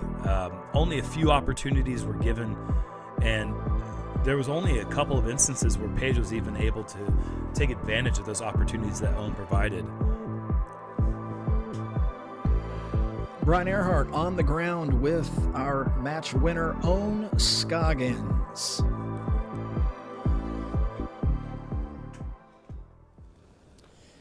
Got Owen here. Owen, the job is done. You got your first win. You're moving on to the next round. Still a chance for the championship. How'd you feel about Hornets Nest today? It's hard, especially when it's like very cold today. My hand is kind of like freezing. You know, it's very hard course. Like you just hit a little bit, like the branch, and then you kind of like kick to the left and the right, and it's just not forgiving. You know, it's big teeth out here. Well, you were just talking to me off camera how it's kind of sad that you had to play Paige in the first round. You enjoy playing with her so much. How was it competing against her today? You know, it was like I said, a bittersweet because, you know, I wish I played with somebody else before I play with her, you know, or just like another card, you know. But it's sad because, of course, like she want to win and I want to win. It's kind of like, you know, like two friends kind of like, you know, try to beat each other, but. You know, even I win, I'm just kind of like not that happy because, you know, I just look at her face, it's kind of sad. I'm like, oh, well, but it is what it is. Somebody have to win, somebody have to be lose. But we both have very good spots. So. Well, somebody does have to win this weekend. It could be you still. Owen, nice job today. We'll see you out there tomorrow. Thank you so much. Back to you guys. Silva in great position here after the tee shot. This is exactly where you want to be. And if Silva were to win this hole, this match would be over. That drive puts a lot of pressure on Missy to step up and keep this match going with a good tee shot of her own.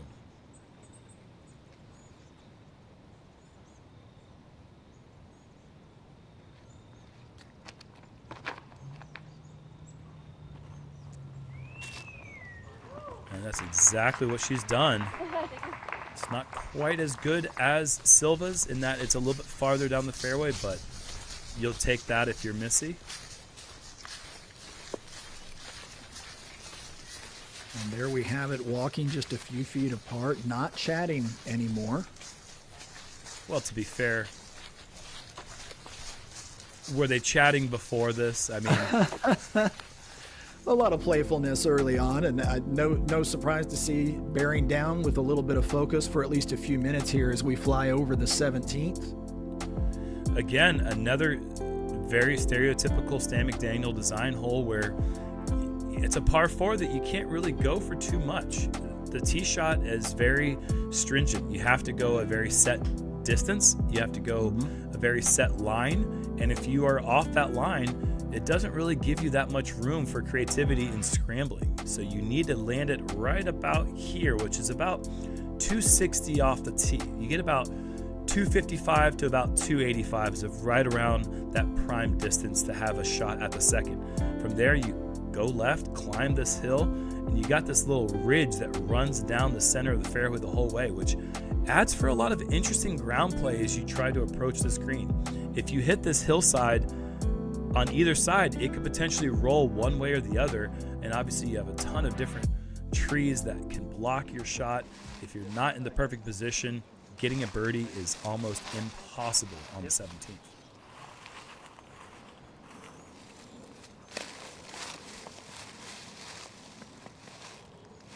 Missy Gannon's second, looking right up that channel.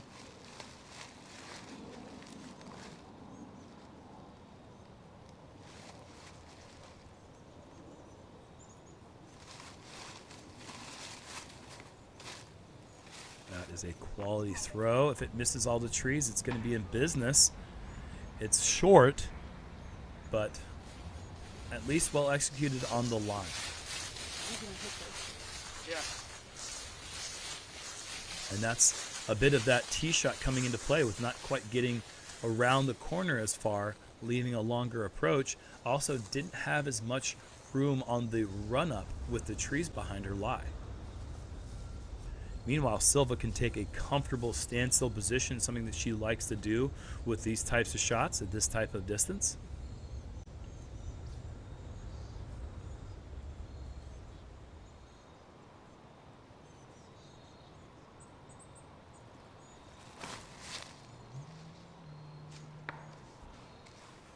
And a miss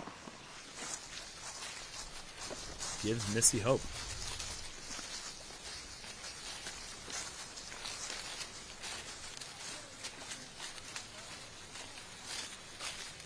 That Mando there at that corner, barring a bad deflection that causes you to miss that, how in your head is that Mando? It essentially forces players to play down the fairway, incorporating the dogleg left feature of this hole. If that mandatory wasn't there, then a player could throw an errant tee shot, kick left, and then cheat the corner. And that just essentially forces players to play down what the intended line of the hole is. I see. I was curious about how thick the woods were up there all along the left side and whether or not you really thought much about it. You wouldn't want to play that way, but it just ensures that you will not play that way. I see, yes. Silva in some trouble here in a tricky spot, has a tight line off to her right side. A glancing blow forward and actually a fairly fortunate break before the roll back outside the circle.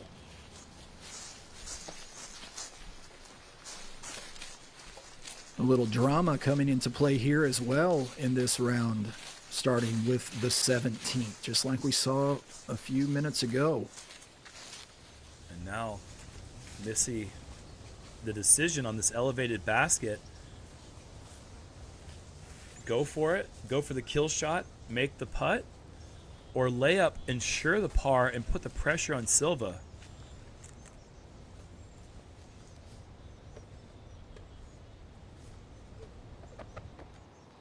From this range, I wouldn't necessarily think that it would be out of question to lay this one up, but I think being in the position that you're down one, you got to give this one at least a chance. The issue is that this green, if you can call it that, the rock structure is actually a poured concrete structure, produces a lot of rolls, and Missy in the end elects to lay up. Interesting. So now Silva, knowing that Missy laid up intentionally, again, a little shift in the pressure dynamic. I love the now. gamesmanship there. I love Yeah. that because that says, all right, you want to win this match, you're going to have to make putts like this to knock this down.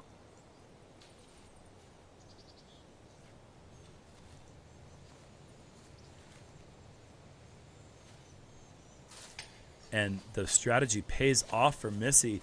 We're going to have a match all square going into the 18th. That is match play brilliance there from Missy Gannon. And credit to the crew out on the course. That shot with Missy watching in the background there just as Silva lined up that putt. What a great shot that just illustrated the drama for us. Well done, guys, as Missy finishes things off here at the 17th and we go to the 18th. This is a match that needed to go 18 holes, if not more, due to the way that these two players have been playing all day. It has been awesome. An idea of the matchups. One matchup tomorrow already set. That will be Katrina Allen and Holland Handley. Owen Scoggins already penciled in for match number 5, but who will she face? She's waiting to find out, as are the rest of us. And again, a reminder, everybody else will play tomorrow through a consolation bracket. Still playing for that paycheck, still playing for that pride. No one is going down this weekend without a fight, that's for sure, Grant.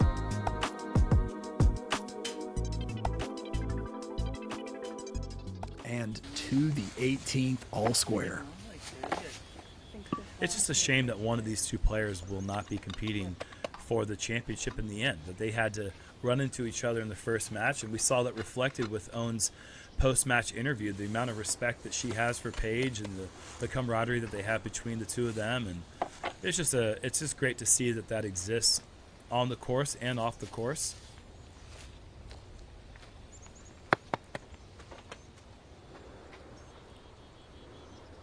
Missy will have the box here at the par 4 18th.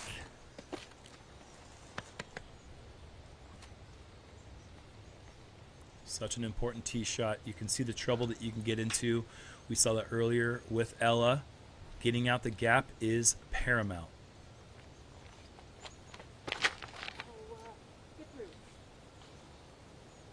Fortune does smile upon Missy, but I don't know if she's all the way out into the fairway. Can't speak on that yet.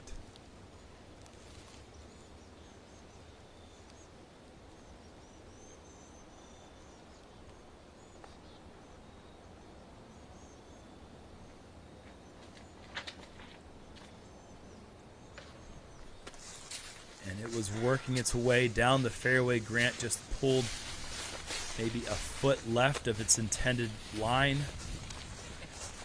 I don't think either one of these two players are in position to attack for the birdie after their tee shots.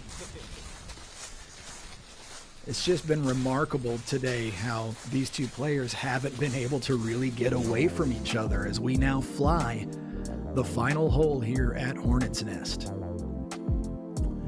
Just a slight left to right break. Super tight line. The backhand Anheuser works great there, and we see all four players that we've seen go tee off on this hole have tried to go with that backhand turnover, but once you get out into the fairway, it's a relatively straightforward second shot to this pin, which is elevated, but the tee shot has enough teeth in it that it really makes this a challenging final hole. But you can see here, once you get out into the grass and you turn right, there's really nothing in the way. So it's just all about the impetus is getting clean out the tee and giving yourself a chance to look at a second shot into this green. Obviously, the elevated basket does come into play a little bit, but the OB that is behind the basket really isn't in play. It's a little bit too far away to consider that an obstacle. It's just a matter of giving yourself some kind of look, which Silva has not done with her tee shot.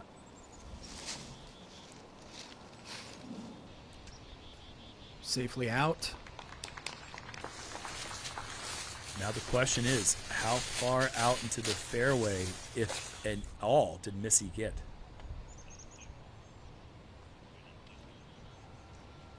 Look at the gallery. They weren't the gallery a little bit ago, but they are now, as Missy doesn't look to be going for the pin. No, there's not much here at all besides getting out into the open. And both players are just crossing their fingers and hoping that they can get up and down and secure our second playoff in the first round. For future reference, Germ, if you are right there on the edge of the woods like Missy was, maybe a little better spot than she was, how far would you have to throw it if you were going to try to go for the pin? I would say somewhere in the 330 to 350 range. Okay. It's important to get that drive turned over. More turned over you get it, you can get yourself in the 290 range to the pin. Okay. Is, I think, an ideal tee shot.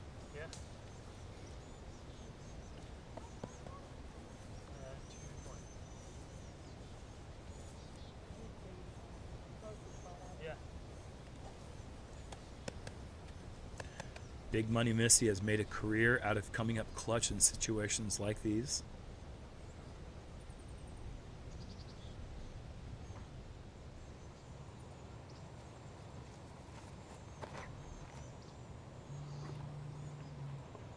This is tracking right side, outside the circle. That is a big time door open situation for Silva now. You heard just before she threw the read, 220 was Missy's distance.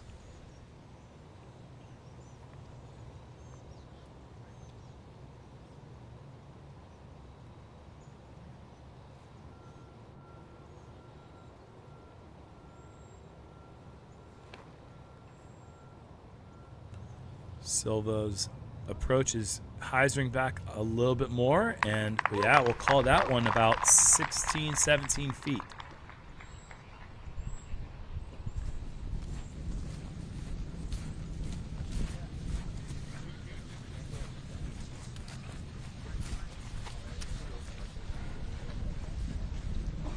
First time major winner Silva Saarinen, having an incredible season. Looking to continue that here at the first ever Match Play Championships.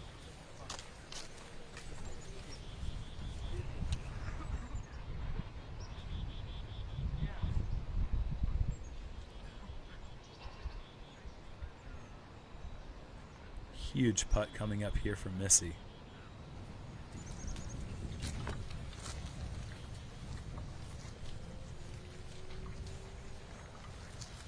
I'm trying to think back, what's the longest putt of note Missy has made over the last few holes? Is this going to be comfortable, or is she going to be dialing up something different from what she's had to do, at least in a while?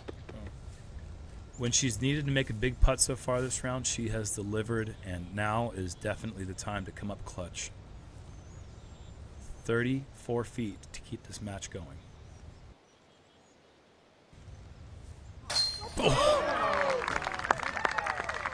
Right in the heart. Incredible putt.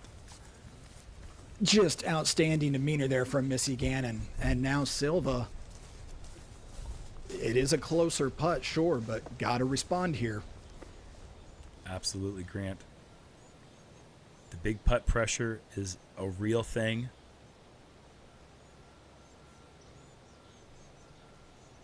But not for Silva Saarinen.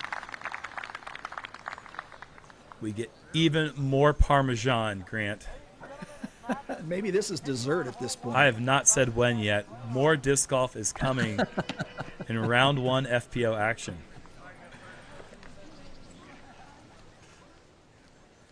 Another look at Missy's putt. And Missy putting the par in Parmesan right there from 36 feet. Paige, friend, Tom, husband, they both love to see that. Yeah, well, and like that little crosswind, yeah, it was like, all right, just normal putt, a little bit. And here's the thing I love, Missy talking about what she did there, but if you notice, she was walking and talking very much like this on her way to that putt as well. Just a champion's demeanor. Keeping it even keeled, keeping it fun, not trying to make more of the situation than what it is. It's just a disc golf shot in the end. When you start putting dollar amounts behind the putts, then you get in your own way. And Missy has always been able to put things in perspective. When it's time to throw a shot, she keeps it to what the shot is and not what the shot could potentially mean. And I think that's what makes her such a scary person to go up against in these situations. Well, I thought we'd be going to Brian to interview the winner, but we get bonus disc golf, which means we get bonus Brian Earhart. Brian, as we make our way back to the first tee, what's the vibe? Both players look locked in and very much in their own personalities. Is that what you're seeing? Because that's what we're seeing. Yeah, it kind of felt like halfway through the day, everyone, players, fans, myself, started to realize, oh yeah, this is do or die. You lose your match, you're not going to be able to play for the championship. And it feels like everybody kind of zoned in a little bit more. Amazing clutch putt from Missy on hole 18. A little bit of a headwind coming off the green as well. So that putt was just so much better than it even looked on camera. And now I think both of them are ready to go on hole 1. Brian, any changes of note in the weather? I know in the mid-round I saw a little bit of evidence of wind that I hadn't seen. It doesn't look substantial, but I made a note of it. Any changes of note? It's definitely a little chillier. We have an ominous cloud covering us now, and it felt like we were going to get warmed up for a bit. I'm putting another layer back on soon, but wind has picked up to maybe 5 miles an hour. Not too bad, but it's enough to make you question your decision. Again, back on the green of 18, do you have to make a decision in your putting stroke? Like, clearly Missy did it well. So yeah, it's an interesting day. It's cool seeing the drone shots over the course and over the park here at Hornets Nest. It's the only time I ever see that view of the course. I've probably played more than any other course in Charlotte. And Brian, the human anemometer got that wind exactly right, according to the Canada current conditions. Anemometer? 5 miles an hour. No kidding. Yeah, anemometer. Yeah. It's a wind gauge, but if you're fancy, you say anemometer. Or if you just want people to like you. I love it. We'll listen in a little bit here on some of the official process of starting overtime disc golf.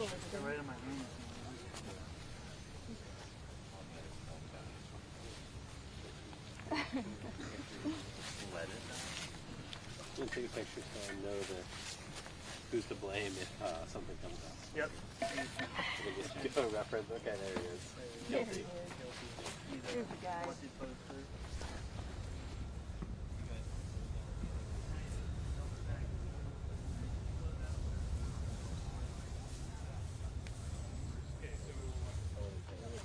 One through 18, sudden death.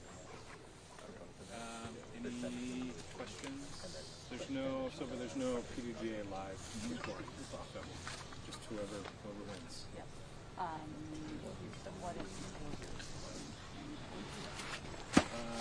Order's going to be a random draw. And I don't have a coin on me. Hey, Evan, do you have a coin? Yeah, a hand. I don't think that works.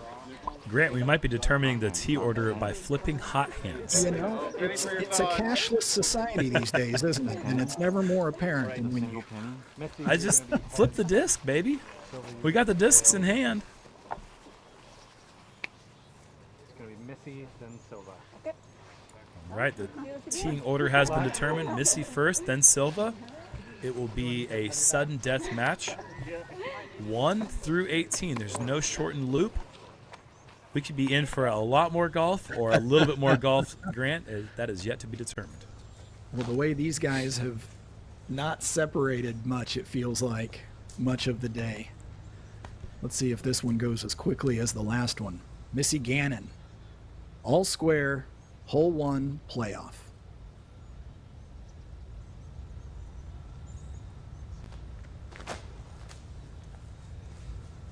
love it out of the hand. It's just a matter of missing all the trees by the green. That's a serviceable tee shot. Leaves room for improvement, though. Putting one close would definitely apply some pressure on Missy.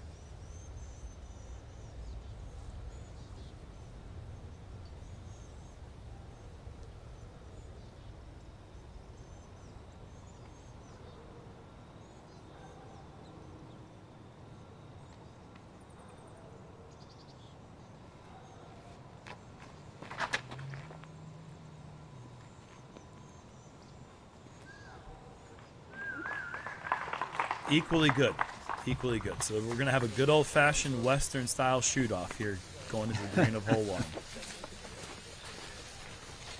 Each about 10 paces away. I think they have to start at the basket, walk to their putt, and turn and fire at the same time. That's a good idea.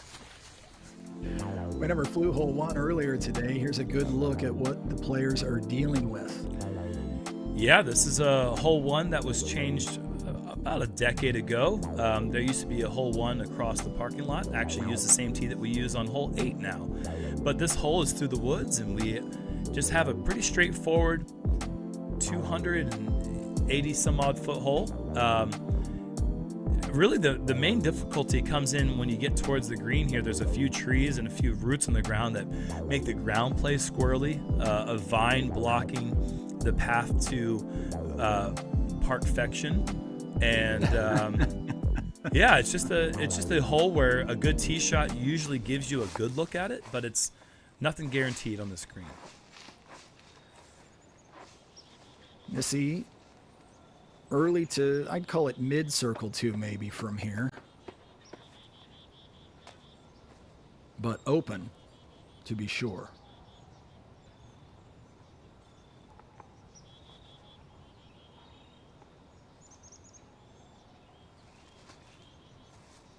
Oh, great looking line for Missy. Just a bit low out of the hand.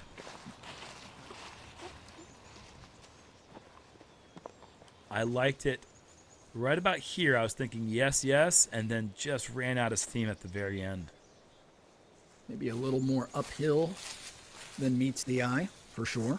And Silva finds her way closer than I thought.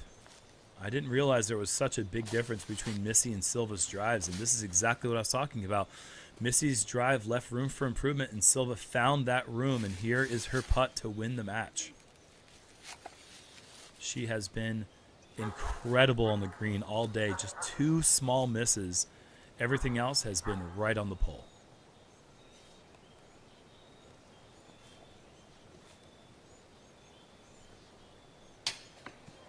And the miss means the match continues.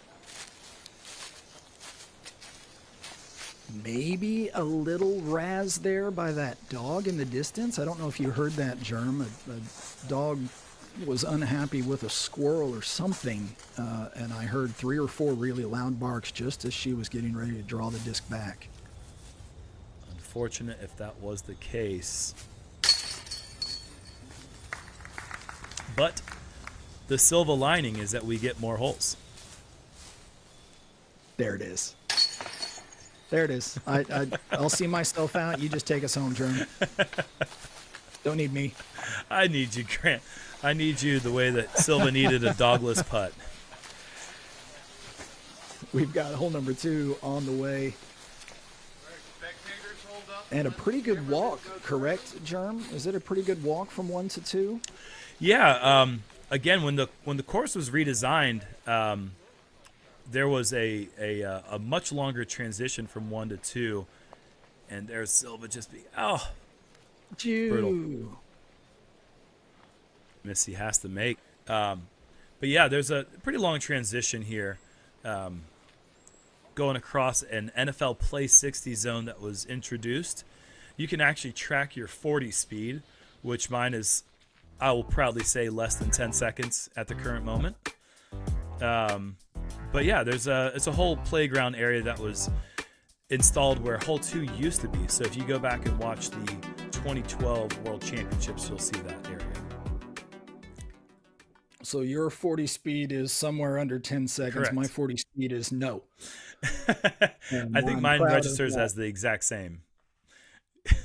So here we get bonus disc golf for the second time today, Germ. And I don't know if it would be fair to say that I'm surprised given the fact that these players have had to weather multiple events just to make it here into the final 8. So not only are they proven in terms of talent, they're proven in terms of really grasping and understanding the shift in the style of golf that we are playing with this match play format. And it's been really fun to see the way that alters strategy ever so slightly. Don't you agree? Oh, I just absolutely love match play. I think it's one of my favorite formats. Skins and match play, the idea of each hole itself is a round in a way where the story is all about what happens on that particular hole. I just love the idea that you can you just have more opportunities to go for shots, that big highlight throws like we saw earlier with Katrina Allen's throw in. And it just introduces a whole new style, a whole new mentality. And the only thing that I think I've been slightly let down on is the number of pickups. These players, maybe it's not a letdown, but these players are really making each other tap out all the 10-footers and the 5-footers and all that. And I suspect when we get to the MPO matches later on in the day, we'll see a few more pickups. That's my prediction for the later matches later on in the day. All the match play terminology there on your screen. Most importantly, though, is the fact that we wouldn't be here if we weren't all square, and we won't continue if we don't remain all square. So halves mean more golf, and any win, that is the winner for the day here in this match between Missy Gannon and Silva Sarnen. They've made their way to hole number 2, a 267 foot par 3. Missy with the box.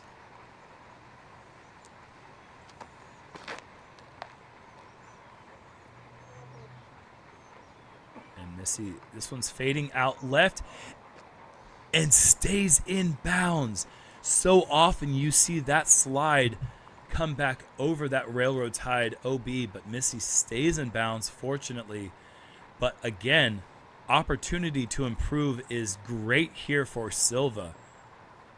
We saw her go with the hyzer earlier in the day and hit one of the obstructing trees on the right side of the green. She's staying with that line, but a little tighter to the left this time. Advantage Silva. Point of order, Germ, and I'm probably mistaken. For some reason, I thought that they might alternate, assuming things stayed square. I thought they might alternate who tees first and who tees second as long as things stay square, but Missy had the box again there on the second. It's an interesting point. I'm not sure if that changes whether it's stroke play versus match play. I'm actually surprised that there was a flip at all, considering that the match was continuing after 18. I thought that it would have gone with whoever had the honors going back to the regular match, but I'm not exactly sure how they designate that in the playoff format, but it's certainly something, a question to be asked for later in the day to the tournament staff. I will make a note of it. Meanwhile, players making their way around to what plays as essentially an island. This hole is only utilized for tournament play. Sometimes the basket remains in that position for a few weeks after tournaments are over, but there is a shortened position that's on the land side of the island that prevents players from crossing over to that island.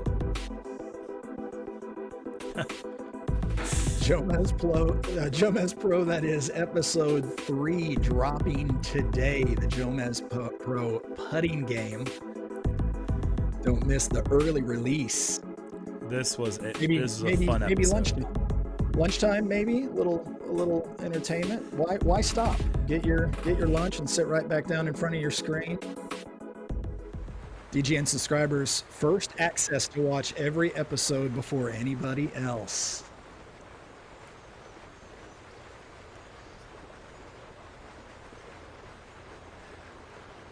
As Missy lines up her putt, I'll just say right now, filming the Jomez Pro putting games has been one of the really amazing opportunities of my career. I have to pinch myself realizing the silly locations that we go to and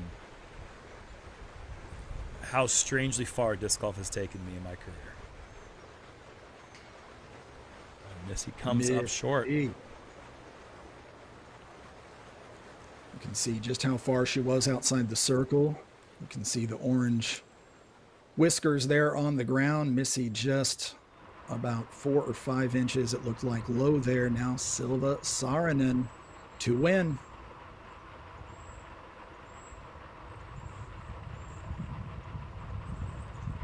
Oh, goodness. Missy Gannon and Missy Saarinen. Once again, And the same miss as before. Off the band, the same exact miss, like you said, Grant. And those misses build up pressure. You start to doubt yourself. It's like, okay, I've given myself the opportunity to win. And you can see, I mean, the miss that Missy had was just kind of one of those, oh, dang it. But that miss for Silva comes with a lot more despair. And there is finally probably the first pickup that we've seen in this particular matchup as these players walk over to the third. A very challenging hole that we have not seen birdie today. The first good of the day across all matches, at least the first one that was obvious to us as the viewers. Correct. It may have happened before, but not so obviously on camera for the players to look at each other and say, you know, all right, what are we doing here? Nobody would want to win or lose based on this one. No. Let's keep playing. It reminds me of the very first A tier that I think Garrett Gerthy ever won. He had a putt for he was going against Paul Ulibarri, and he made his putt from, I don't remember exactly how far, but 30 feet I think, and it just spit out dead center. And Paul had a putt from 10 feet away for the win, and he laid up because he didn't want to win in that fashion with a made putt on the final hole. And in the playoff, maybe Paul still went on to win, but it was one of those moments where you realize that sportsmanship is more important than winning or losing. And some might say that that's a decision that's maybe questionable, like spit outs are part of the game. You could have putted it better, but it's just one of those times when you're that close, like you said, Grant, nobody wants to see a match determined by a putt missed from that short. Nice. Good story. Good history there. Now, if the little shorter walk. World Championship was on the line and the guy that was closest to me missed a spit out on a putt, I don't know. That's a tough situation. I don't know how I would be factoring that in. I think maybe I'd just go ahead and make that 10-footer. I feel like maybe that, and then a good hug. Yeah, you go over there, you embrace them. Yeah, you sit there, you sure. make your putt, you hold your hand up in the air, and then you go over and you talk to them for a while, and then you go collect your World Championship trophy.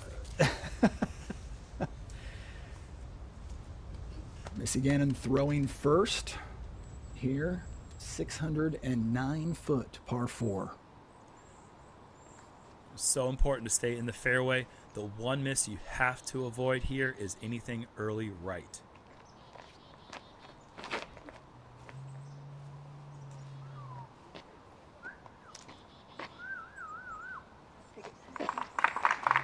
Beautiful. And you heard Missy's reaction there. I'll take it. Implying that it wasn't all the way perfect, wasn't maybe a 10 out of 10, but the teeth here at Hornet's Nest, or should I say the stingers here at Hornet's Nest. Yeah, the stingers that's the right word. Silva needed to miss that big tree and doesn't. It's all about the kick here for Silva Saarinen, and maybe even the stance as well.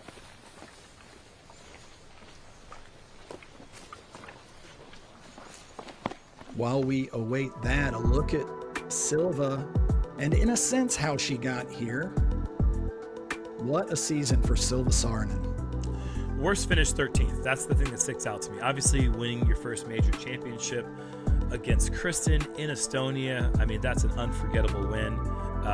But to have the consistency of finishing in the top 13 at every event on tour this year, just showing that she is the Silva Surfer. Again, why am I here? Well, that one's written at the top of the screen. It is. That you're one. right. That one was. That was served up on a platter. Worst finish 13th. Yeah. Wow. That's good stuff. Just living in the top 10 and usually near the top Yeah, of the top. usually 10 better all than that. year long. Mhm. Wow. Okay. Gifted. We have an alleyway. Gifted with an opening, and really, like you said, Missy not in ideal position. The tee shot was nice, but to get around the corner on the second shot and give herself a look for the birdie that would close the match out, she needed to be a little bit better. So Silva really, the fact that she had an opportunity for a second shot and she took great advantage of it there and throwing a great second, keeps her in this match. I was listening there for that second gallery reaction you sometimes get, Yep. where everyone with the player applauds because you made the gap, and then you hear a second round of applause, maybe because it indicates the finish. I didn't hear that second response. Doesn't mean anything. Yeah, there may sure. not be anybody up there, but that's what I was straining to listen for there. Is Missy over here sort of to the left? We've seen a few players here today. I'm curious if Brian has had a chance to get a look at this particular spot for Missy. Like, what does she have? Does she have an opportunity to play for the birdie? Brian, what do you see?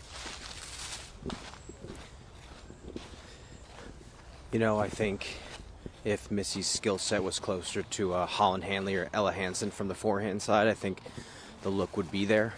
It's pretty clear, but you're going to have to blast something with a lot of speed and get a flare. She could get herself to a long circle 2 look, I believe. That's what I thought as well. This is kind of an awkward place to finish on the tee shot.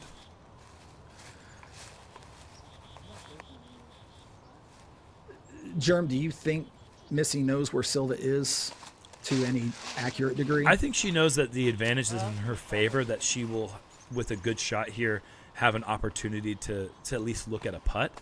But Okay. I think that she's seen that Silva's around the corner, and that means that she just has to press and secure the par. Because right now, Silva is the one that's scrambling for the par. That's a great shot for Missy. It's like Brian said, it's going to be a long look for the birdie. But Silva's the one that has to do a little bit of digging out of trouble.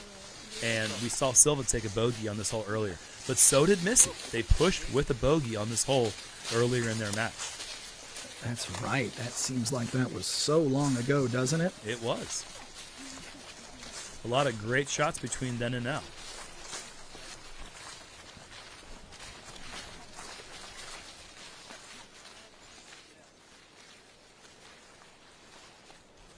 And putting my disc back. Oh. And no, wait, where are you going? No, whoa, hey. Hey, look, Tom, you're here for a couple of reasons. One of them is to hold those disc things. And Missy said, I'm done with it.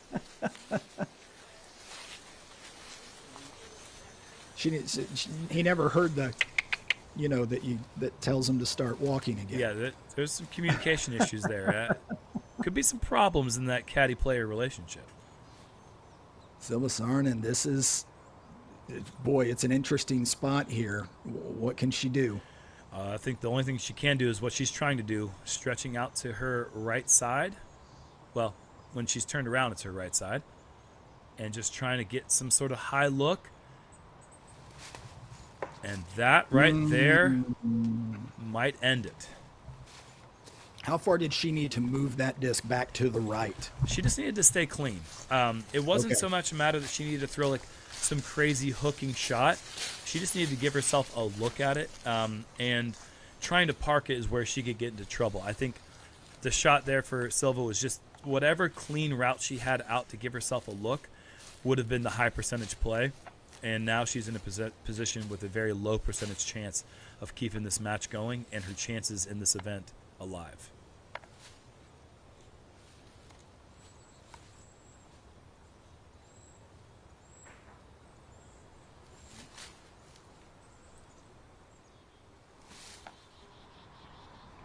And that should just about Okay. do it.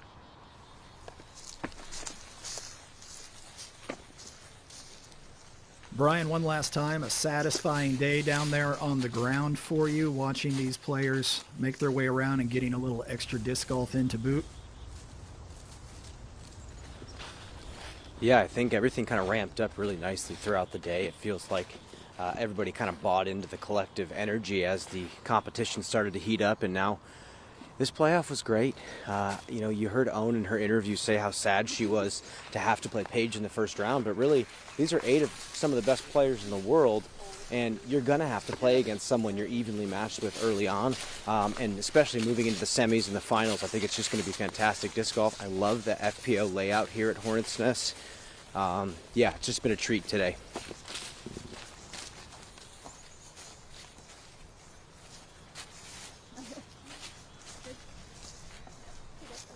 I was going to say, and it should be all done right here, and it is indeed. Sportsmanship, understanding of the situation. A well-earned victory. I mean, honestly, each one of these players could be standing in this position as the winner today, and we would be saying well-earned win. It just happens to be Missy Gannon today, and she's going to be moving on. It's overused, Jeremy, when people say, well, no one deserved to lose. This might be, though, an example where it's a fitting comment. I think it would have been great to see Silva move on, or to see her maybe in a different part of the bracket to move on, and maybe we get through this match later. But it is what it is, and we will take a look at the bracket and get at least a mental preview of the matchups we're going to see tomorrow. Gannon and Scoggins going head-to-head.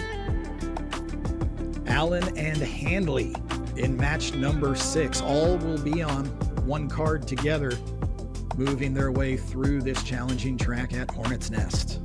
And there is a loser's bracket as well. I believe Silva and Paige will be going against one another, as well as Ella and Kona in the losers bracket. We'll be keeping an eye on that at some point just to see how things shake out. There's still a lot of money that's going to be paid out at this event, even through the losers bracket. I think the last place, 7th and 8th place, are still walking home with $2,000.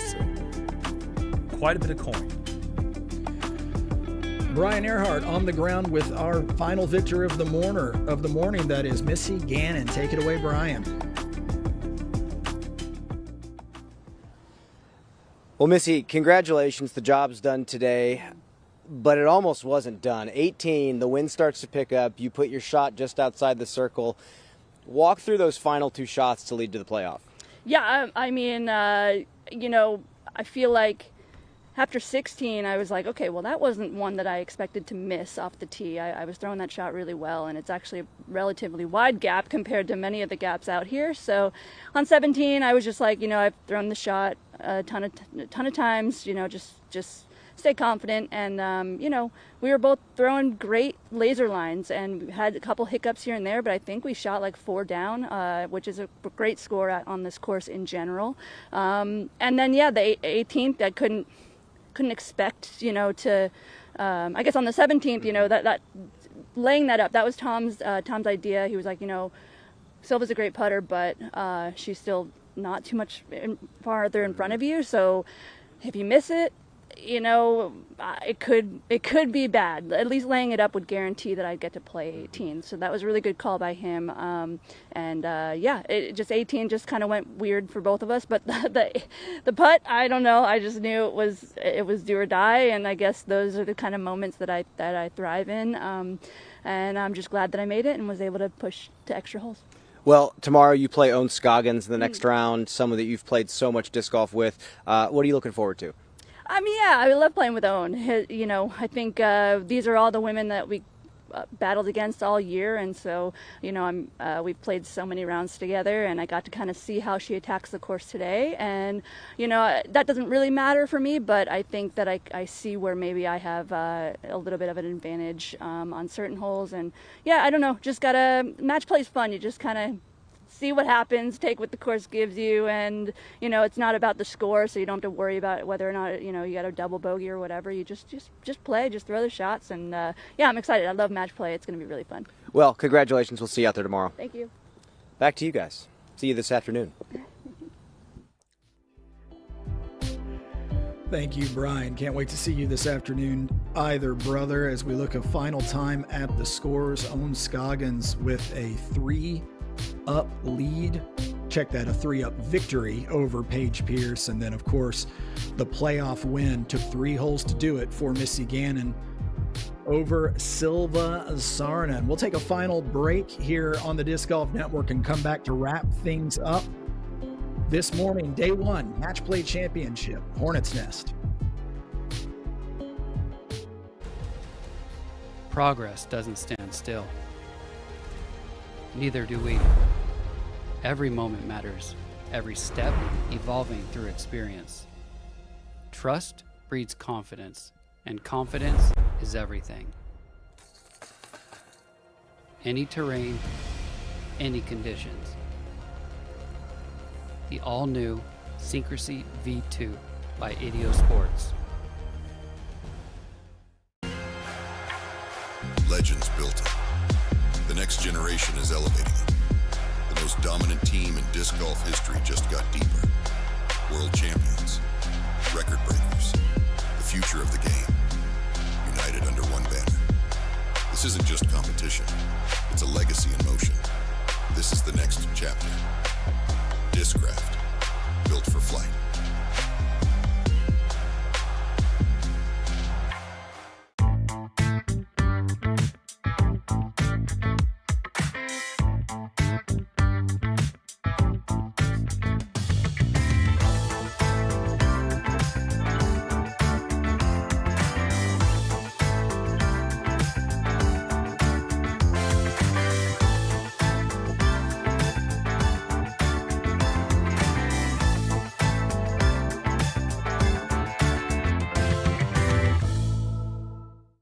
At the top. She has to make it. No way! Nervy putt to win. Hanley! Her first Disc Golf Pro Tour elite event.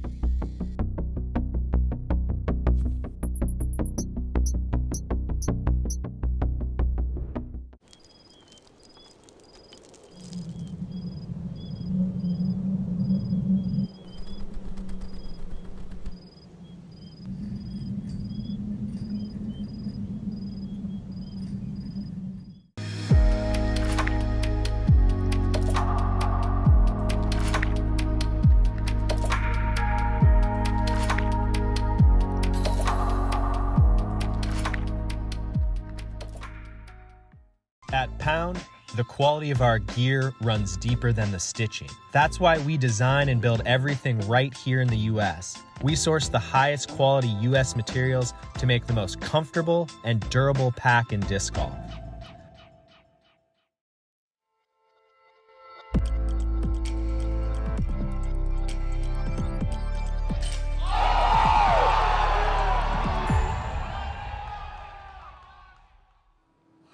I mean, just carry a lot of beer. How about that? On that note, here, take this cup. Hold it down here, though. Okay. We're going to cheers. Yeah. No matter what happens this weekend, beer anyway. We are here also, and we deserve it. We are the top 8 right here. Nothing to be sad. This is a lot of things to be proud of. Cheers! Cheers! So you can't see it, but you can say it. I guess that's how the rules work. I don't know. It works when it's Owen Scoggins and Missy Gannon. What are you going to say, Grant? It's two of the best players, two of the best personalities in our sport, and we get to watch them compete tomorrow. And hopefully as epic of a match as we saw today with Silva and Missy. It was a lot of fun watching them, and we've said it a bunch of times today, haven't we? And we'll say it again tomorrow, the fact that the tiny differences, sometimes they're very apparent, sometimes not so much in the strategy, getting to play just one-on-one with that other person instead of being worried about strokes and about it being day 1 versus day 3 and all of those things. They go right out the window, and you are looking your adversary right in the eye. And tomorrow it will be Missy staring down Owen and Kat staring down Holland. Let's take a look at how those players got there in our quarterfinal highlights. Germ, things started early. Yeah, I mean, this is a great drive from Holland, first off, just to get to this position. But this is a par 5. A bit of a tweener, perhaps, but Holland makes it look like it's very tweenery. She was the only person that eagled it today, and she did it with a bullseye. 13 is a very tricky line, and Holland threw this one to absolute perfection with that flip up, resting on that right to left sloping hillside. And obviously, Katrina Allen winning in a playoff, but having to do this to force it to a playoff early in the match, at least to have the hole, which ended up being a very important have to have.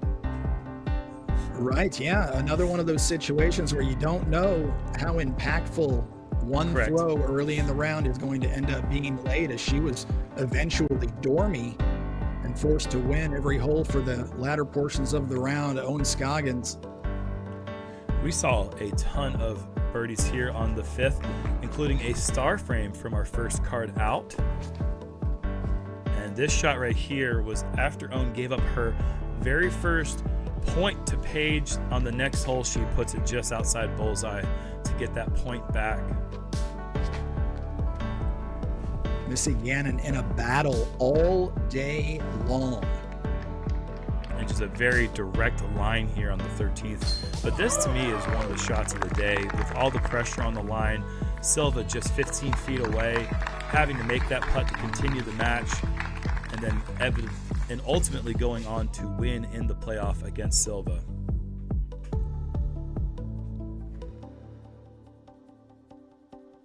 And just like that, we're through the quarterfinals for the FPO field here at the Match Play Championship. Germ, is there anything that you take away now that you've seen how the players make their way around the course? A lot of talk about what this course would look like, knowing, of course, that we will be back at Hornets Nest for a tour event early in the 2026 season, that is. So what do you take away from how the course played? It played exactly the way I thought it would. It put pressure on the players in certain places. It gave them opportunities that they took advantage of. There were some challenging par 3s and par 4s that they took advantage of and were punished by. It's exactly what we expect to see when we're playing Hornets Nest. It's a beautiful park. It's a park-style course. It's free to play. It's open to the public anytime you want to come out and play Hornets Nest, except for today. Come out and enjoy the course that you're going to see next year at the Queen City Championship. And it's just a great place. It's withstood the test of time. It's been in the ground for nearly 30 years, and the course continues to evolve as the sport evolves. And you just love to see that. And it's a place that's nostalgic for people like me that grew and learned how to play disc golf at this very venue. But it's also something that, somebody can appreciate the very first time playing on a disc golf vacation, coming through Charlotte and playing at the Mecca.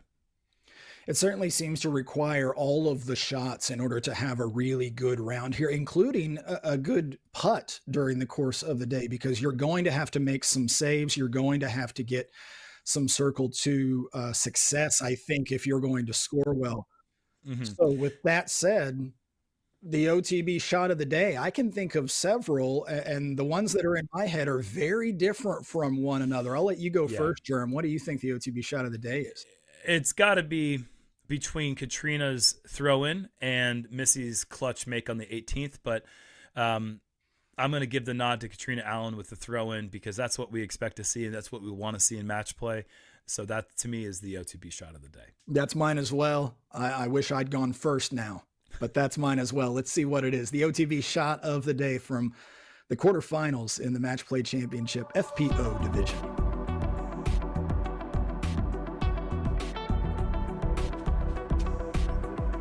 What else could it be?